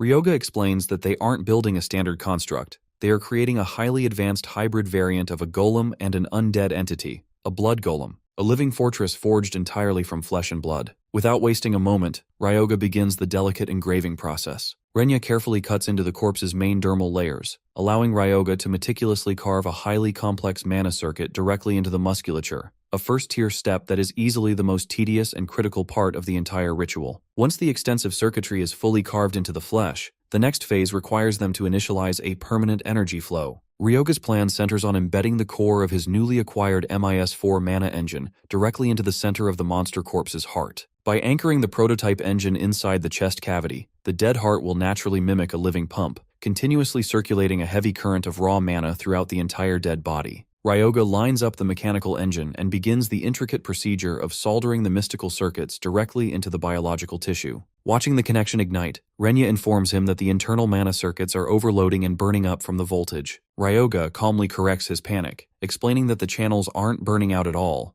Instead, the energy generated by the engine is perfectly seeping into the deepest layers of the cellular tissue. Once the continuous output from the MIS-4 engine flows flawlessly through the engraved pathways, the golem will be officially complete. Renya stands completely awestruck, staring at the brilliant, glowing fusion of high-tier necromancy and cutting-edge engineering. Their final task over the next few days is to completely alter and reinforce the creature's external appearance. After 3 days of meticulous refinement, the blood golem has been completed. Ryoga pulls up its system profile to review its signature trait, blood consumption. The attribute allows the golem to actively absorb the spilled blood of its victims on the battlefield, causing its physical size to violently expand and dynamically scaling its overall combat power based on the volume of blood it drinks. Ryoga steps forward, demanding that the blood golem speak to him to verify its cognitive functions. To Renya's absolute amazement, the creature shifts its jaw and rumbles a coherent response straight back to its master. Ryoga is highly satisfied that this custom hybrid possesses a consciousness,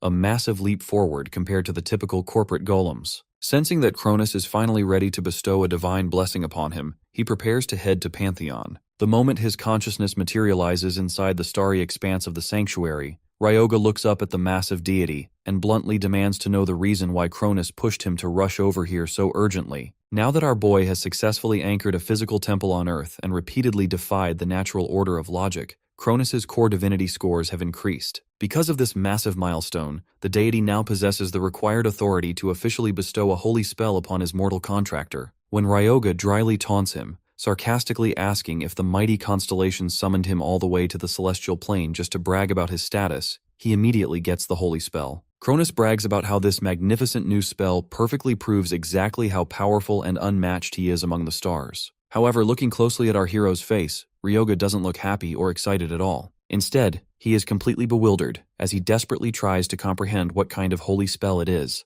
Ryoga stares at the new holy spell, Power of the Giant, in disbelief. The skill actively drains a target's life force to boost or restore their physical strength. Despite Cronus bragging about how awesome it is, our boy finds the whole thing pretty useless. He flatly explains to his deity that a necromancer mostly relies on the undead, who don't even have a life force to begin with. It's totally obvious Cronus designed this spell just to flex his own fighting style, considering he's a giant who can actually benefit from it. Cronus blows a fuse, yelling back that it isn't a problem at all. Ryoga just taunts him, saying it definitely won't be a problem since he has zero intention of ever casting it. He walks away from the fuming constellation, casually dropping one last jab calling him completely incompetent. On his way back, Ryoga gets a call from Madame Shuri with a lucrative job offer that has nothing to do with the Red Spider Syndicate. When Ryoga points out that he doesn't work for chump change, she reassures him that the reward is a humanoid ginseng, a top-tier elixir worth over 100 million yen, packed with dark mana refined to its absolute limit. The client specifically requested someone with elite healing abilities. The client turns out to be the Citan Company, a mega corporation with massive influence over mana stone operations and science. The youngest daughter of the chairman, Sarah, has contracted the infamous mummy disease, and every conventional treatment they've tried has completely failed. Ryoga accepts the job. He knows all about mummy disease from his past life. While it's currently considered incurable, it's actually just severe mana poisoning, where a person's body breaks down after prolonged exposure to dense magic. Armed with future knowledge, treating her is going to be a walk in the park. Later, Ryoga waits in the lobby alongside Renya and Madame Shuri. The Madame looks at him with a slight hint of doubt,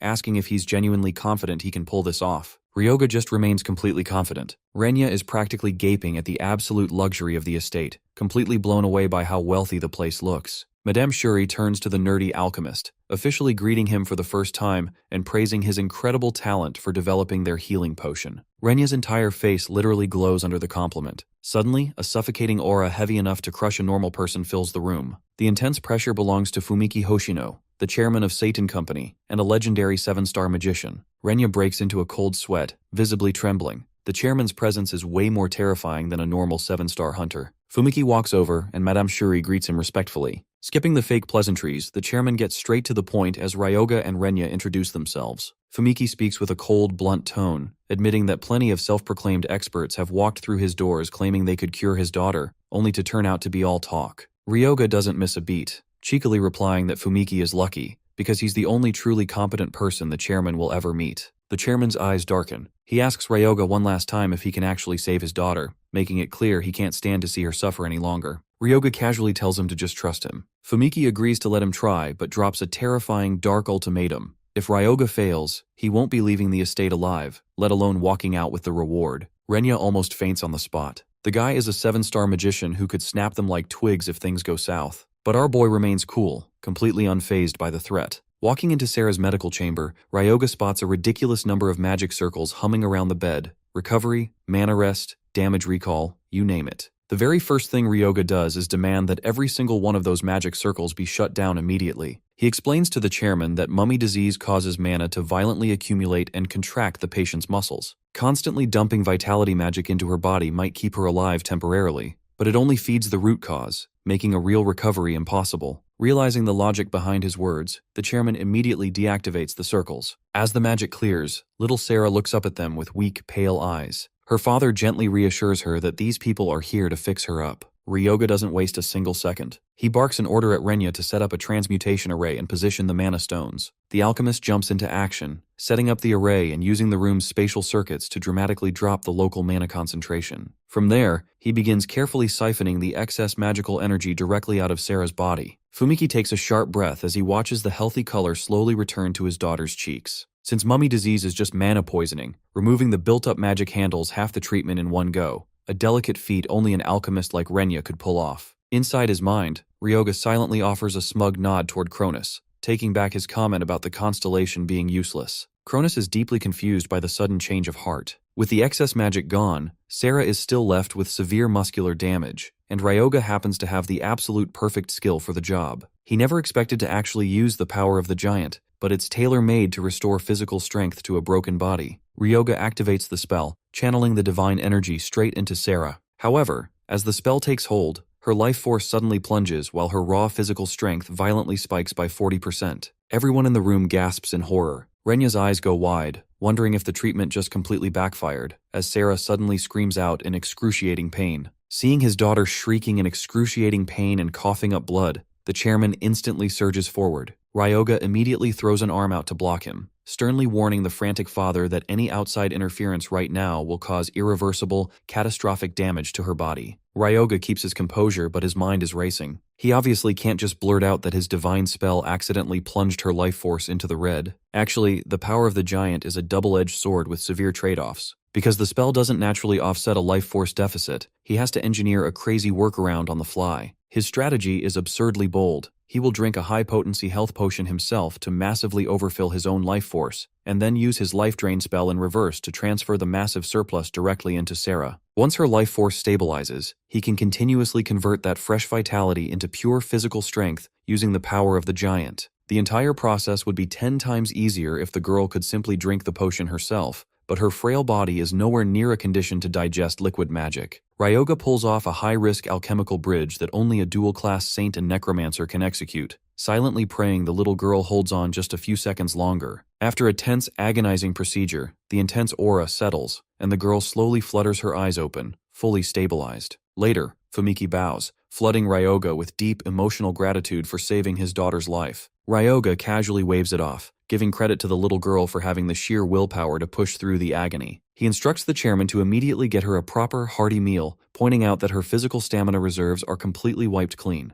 The powerful 7-star magician bows deeply in absolute reverence. The sudden, humble attitude from such a terrifying figure makes our boy incredibly nervous, leaving him completely unsure of how to react. Eager to clear the awkward tension, Ryoga asks if he can claim his reward right away. A few moments later, the chairman personally presents him with the humanoid ginseng. Ryoga beams with joy as he takes custody of the top-tier elixir, marveling at its incredible dark mana purity. Before they part ways, Fumiki brings up a critical question. Can this revolutionary treatment be scaled up to cure other mummy disease patients around the world? Ryoga shakes his head, explaining that it isn't practical because he can't realistically treat every single victim on Earth in one-on-one sessions. Seizing the opportunity, Fumiki proposes establishing a specialized, state-of-the-art treatment facility under the Seitan Company banner. Hearing the offer, Ryoga agrees to teach the company's elite medical team the fundamental principles behind the cure, leaving the actual mass development and refinement entirely in their hands. Thoroughly impressed by his generosity, the chairman offers Ryoga a whopping 10% royalty on all future profits once the treatment is successfully commercialized. Ryoga blinks, genuinely asking if 10% isn't a bit too generous. Fumiki just reminds him that a permanent cure for an incurable disease is utterly priceless. The two shake hands, officially sealing the deal, while Ryoga smirks like a villain on the inside, ecstatic to secure a massive corporate contract with the world-renowned Seitan Company. With the deal locked down, Ryoga returns to the borderlands to check on Fafnir.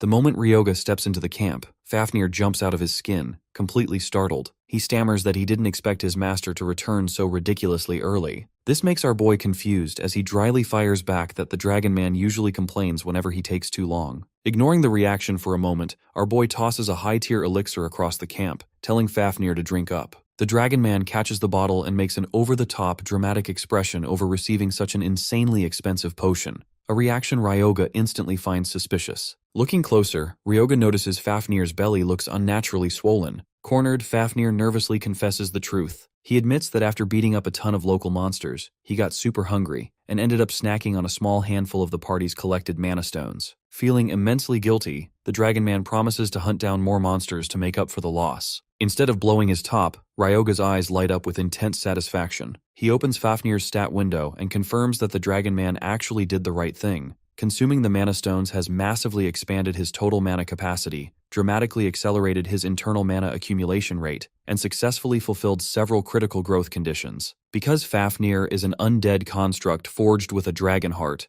he doesn't naturally generate his own mana. He has to manually replenish his core by absorbing external mana stones. Realizing this, our guy immediately tells him to save the elixir for later. Fafnir stands there in utter shock, completely stunned by his master's cool reaction. He fully expected Ryoga to lose his mind over lost profits. His master just shrugs it off, explaining that the pocket change earned from selling raw mana stones can't even begin to compare to the immense value of his main vanguard, growing permanently stronger. Moved to tears by the sentiment, the giant Dragon Man wraps Ryoga in a bone-crushing hug, squeezing him so tightly our boy literally can't breathe. Gasping for air, Ryoga breaks free from the grip and immediately calls for Osabe. The noisy, translucent ghost of the former syndicate leader manifests instantly. Ryoga rolls up his sleeves and gets right to work, summoning Osabe's preserved physical corpse and weaving the dark framework of a brand new skeleton. Inside his mind, Cronus watches the process with intense curiosity. Ryoga smiles, admitting that reanimating the syndicate leader as a permanent asset was his true master plan from the very beginning. Channeling his dark mana, he seamlessly fuses Osabe's ghost directly into his original physical corpse, officially unlocking a brand new skill in his personal arsenal, skill fusion. Later, the rookie trio finally returns from the ancient proving grounds, striking a series of bizarre, overly dramatic victory poses. Their triumphant entry gets cut short the instant they spot the newly reanimated entity standing beside Ryoga. The high-tier undead skeletal mage begins loudly spouting chaotic nonsense about ultimate resurrection and dark ruin.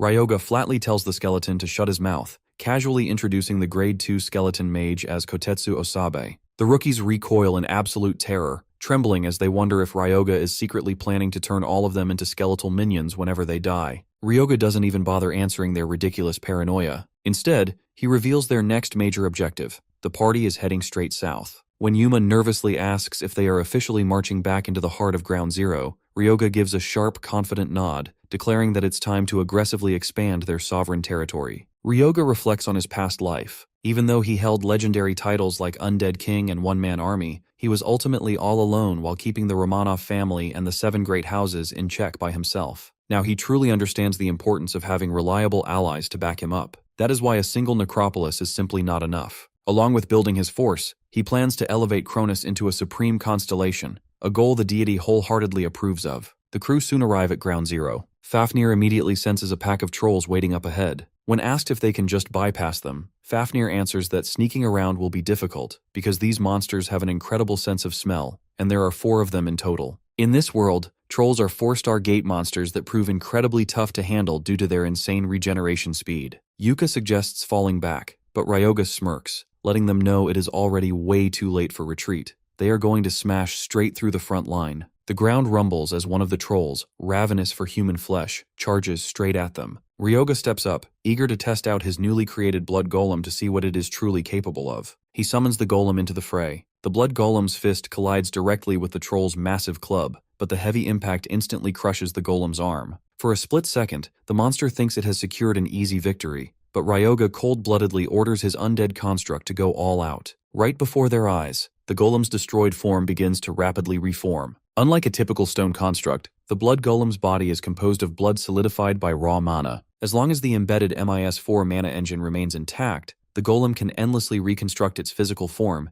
even if its blood gets scattered across the battlefield. This immense, unyielding regeneration is the exact reason Ryoga went through all that trouble to secure the engine in the first place. Watching the clash, Fafnir notes that while the golem's regeneration is impressive, it will only drag the battle out if it can't deal real damage. Ryoga explains that his creation isn't just a simple meat tank. He reveals its secondary ability, Blade Mode, which allows the golem to freely shape the blood in its body into lethal weapons. Instantly, the golem transforms its right arm into a massive, jagged blade and thrusts it clean through the troll's stomach. It immediately triggers blood absorption, violently siphoning the troll's vital fluids into its own system, expanding its physical volume and scaling its raw power. With a single heavy swing, the golem cleanly beheads the troll. As the monster drops dead, the blood golem's internal power rank violently jumps from a 3-star to a 4-star rating. Seeing their brother brutally slaughtered, the remaining 3 trolls fly into a blind rage, roaring to avenge their fallen brother. Fafnir immediately claims the middle troll as his personal prey, declaring that the blood golem can handle the second one, while the third troll will be tag-teamed by the rookies and our boy. Hearing their assignment, the rookies steel their nerves, ready to prove their worth in a real high-tier battle. Ryoga gives the signal to begin the hunt. Yuma charges forward first, planting his heavy shield and activating Moving Fortress to forcefully impact and stall the giant troll.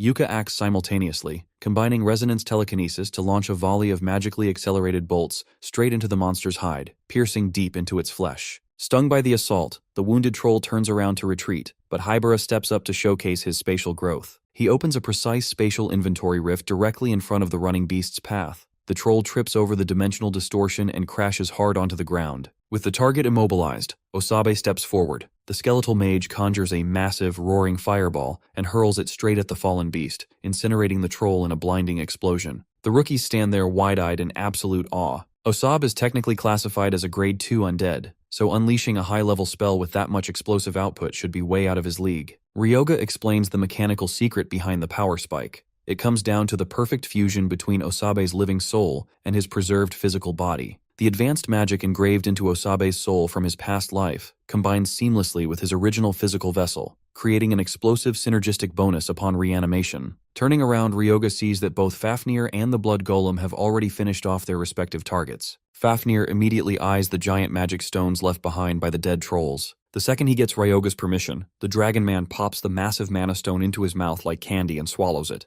The absorbed magic flows directly into his dragon heart, expanding his total mana capacity while permanently boosting his baseline physical attributes. Looking at his right-hand man, Ryoga reminisces about his past life. Back then, instead of this dragon buddy, he had reanimated Kashiwagi as a Hell Knight, a tedious process that required swapping out bones every single time just to force a power upgrade. Making his current commander stronger is infinitely easier by comparison. So, Ryoga offers Fafnir all the remaining magic stones harvested from the trolls, which the Dragon Man happily devours on the spot. Instantly, Fafnir's muscles swell and bulk up, which he flashily flexes for everyone to see. Having gorged on the stones, he reaches his current mana intake limit, and his internal dragon heart officially evolves by one whole stage. Overflowing with raw power, Fafnir boasts that he is ready to crush anyone foolish enough to stand in his path. Watching the Dragon Man brag, Ryoga silently wonders whether Kashiwagi was actually the better right-hand man in his previous timeline. Moving forward with their primary objective, the group successfully constructs and anchors their 5th necropolis monument. With this 5th node finalized, Ryoga links all 5 structures into a unified network, transforming the entire vast expanse of land enclosed within the connected necropolis boundaries into his personal sovereign territory. This territorial milestone boosts his maximum undead army capacity by an additional 30%. Within this domain, anyone not explicitly registered as an ally is swallowed whole by a blinding, unnatural fog and completely severed from all forms of communication. Ryoga intentionally stops at 5 monuments, knowing he shouldn't build any more nodes that he can't actively protect at his current stage of strength. Now that all the necropolises are linked as a single system entity, they share a critical vulnerability. If even a single core obelisk is destroyed, the entire territorial network collapses instantly. Ryoga grits his teeth as memories of his past life flash through his mind, recalling how the Romanov family crushed his black obelisk and disabled his necropolis. He vows never to let history repeat itself. With the expansion complete, Ryoga decides it is time to head home. The rookies' faces light up instantly at the glorious prospect of enjoying home-cooked food again. To top it off, Ryoga grants them 2 full weeks of well-deserved time off. As the rookies happily scatter, Fafnir looks hopeful for a little relief of his own, but Ryoga shuts that down immediately. He needs his commander to accompany him somewhere far more important. They head straight to Madame Shuri's private bar. Spotting him, Madame Shuri teases that she might actually be falling for him. Ryoga doesn't buy her playful flirting for a second, even when she reminds him that she is, after all, a human woman. The bartender serves Ryoga his usual glass of cold milk, prompting Madame Shuri to comment on his bizarre habit of ordering dairy in a high-end bar. Ryoga casually sips his drink, plainly stating that he prefers to keep a clear head whenever he is discussing serious business. That instantly catches the Madame's full attention. Our boy brings up the looming threat of the red spiders, who are actively prowling around and posing a direct danger to her operations. He casually offers to wipe them off the map for her. Understanding that nothing in their line of work comes free, Madame Shuri asks for his price. Ryoga reveals his true goal. He wants the power seat currently held by the Red Spider. Actually, Ground Zero is fundamentally monopolized and fought over by 3 major factions: the Red Spider, the Milky Way Bar Syndicate, and the local black market merchant. Ryoga demands that once he eliminates the Red Spiders from the war, Madame Shuri must throw her full organizational support behind his rise to power. Madame Shuri looks at him in genuine shock. The executive members of the Red Spiders are elite, national-level fighters. To claim their seat, Ryoga doesn't just need to push them back, he has to completely annihilate every single one of them. She asks him point-blank if he is truly capable of pulling off a mission of this scale, emphasizing that it is infinitely more dangerous than anything he has done so far. Ryoga just smirks, radiating absolute, unshakable confidence. Seeing that deadly look in his eyes, Madame Shuri smiles and agrees to the deal, pledging her full backing to help him claim the Red Spider territory. She, however, remains deeply interested in what she stands to gain from this whole arrangement. Ryoga answers her simply, assuring her that he will make sure she walks away with an obscene amount of money. Satisfied with the lucrative outcome, Madame Shuri agrees to seal the deal. Ryoga then shifts the topic, asking if the human hunters in Hokuto Prefecture are still up to their usual underground tricks. When she confirms that they are, he instructs her to immediately spread a targeted rumor throughout the underworld that the human hunters are gathering in Ground Zero to launch a massive raid on the Red Spider. He explains that once the Red Spiders hear the rumor, they will naturally recall all their forces back to their main stronghold to defend it. That, in turn, will hand Ryoga the perfect opportunity to wipe every single one of them out in a single sweep. Ryoga's plan works like an absolute charm. Deep inside the Red Spider headquarters, a panicked minion rushes straight into the office of the Syndicate's big boss,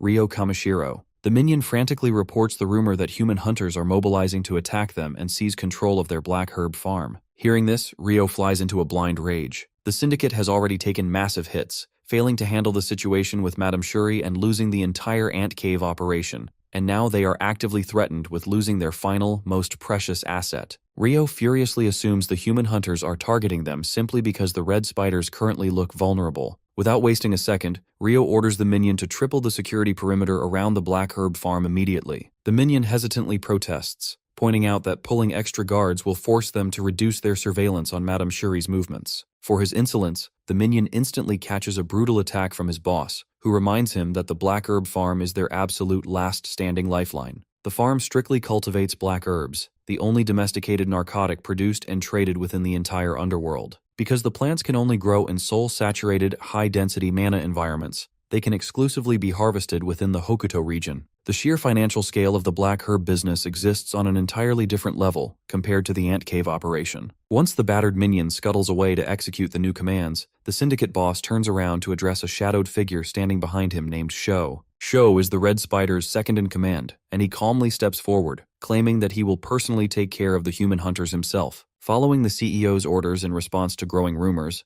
a Red Spider patrol unit keeps a tight rotation along the perimeter boundary. Suddenly, the patrol leader notices an unnatural, thick fog creeping across their surroundings. Unbeknownst to them, they have wandered straight into the outer domain of Ryoga's necropolis. The captain feels a deep knot in his gut, his instincts scream that something terrible is about to go down. He mentally recalls his explicit orders from Sho. The second he encounters an enemy, he must immediately shoot off a signal flare. As a 3-star hunter, the captain was initially reluctant to take on a simple scouting run. He orders one of his subordinates to scan the fog for any signs of movement. Using his Hawkeye skill, the scout spots a massive figure standing in the mist and stammers that it looks like a dragonkin. The captain scoffs, refusing to believe it, but the scout quickly updates his report. There isn't just a dragonkin out there, but a massive blood golem and a human boy standing right beside it. Seeing only 3 enemies in total, the captain's arrogance gets the better of him. He decides a signal flare is completely unnecessary for 3 lone targets and vows to handle it himself. Channeling his magic, the captain activates Lightning Shock, Ice Javelin, hurling a volley of razor-sharp electrified ice shards straight through the fog at Fafnir. The attack connects. Because the mist blinds his vision, the captain asks his subordinate to confirm if the dragonkin went down. Naturally, Fafnir stands completely unscratched. The deadly ice shards pierce his outer skin, but he casually shrugs it off, saying that the spell feels like nothing more than a nice, refreshing electric massage. Realizing their surprise attack failed, the captain unsheathes his sword as the rest of the unit are also ready. Fafnir smirks, thoroughly confident he can wipe the floor with all of them by himself. To back up his commander, Ryoga casts Power of the Giant and Retribution Stake simultaneously, stacking multiple holy buffs directly onto Fafnir. At the same time, Fafnir flares his own dense dark aura to reinforce his legs, surging forward at blinding speed. The captain senses the terrifying velocity of the incoming strike, which his scout frantically confirms via Hawkeye.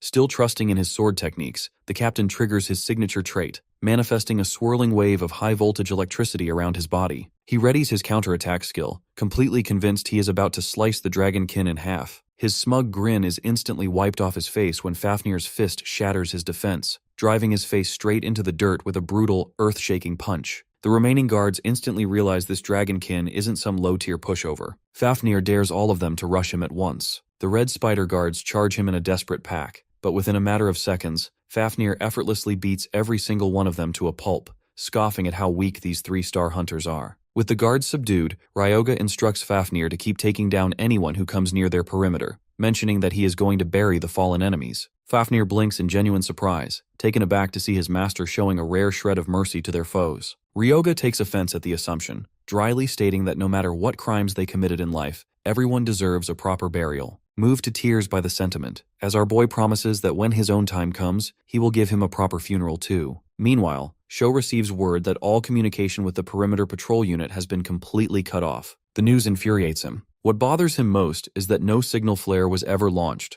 meaning the patrol team was wiped out so fast they didn't even get a chance to call for help. Sho reviews the updated intel report, which pinpoints a single enemy boy leading 2 high-tier monsters. Knowing his own head is on the line if he fails to handle this before their ruthless boss finds out, Sho realizes he needs to crush this intruder immediately. He issues a base-wide recall order, summoning every available member to the front line, except for the strike team that left with the chairman to hunt human hunters. He then turns to Mido, one of the top Red Spider executives, ordering him to conceal his presence deep within the forest and wait for the signal to strike. On the other side of the woods, Ryoga sends a swarm of invisible ghosts to scout the surrounding terrain. Suddenly, a system notification pops up. One of his ghosts has been forcefully dispelled. Ryoga's eyes narrow. This is the very first time an enemy hunter has actively detected and destroyed one of his spiritual scouts, proving the Red Spiders aren't backing down and have likely deployed a high-level executive. Knowing it's time to move, Ryoga prepares to trigger the corpses he just buried. When he buried the patrol guards, he meticulously connected each of their bodies using thin, invisible lines of magic, forming an underground network designed to conduct his raw mana. Deep within the forest, the entire Red Spider force gathers under Sho's command. Suddenly, one of the guards feels a strange, unsettling vibration in his soul. Seconds later, Sho's assistant senses a similar magical surge echoing from beneath the earth at another point around the clearing. Before anyone can react, Ryoga sends a massive surge of mana pulsing through the buried connection lines. The underground corpses detonate simultaneously in a series of explosive blasts, tearing straight through the live Red Spider troops standing above them. Watching the fiery underground explosion rip through the enemy ranks, Fafnir finally realizes the true, terrifying reason why his master was so eager to give those fallen soldiers a proper burial.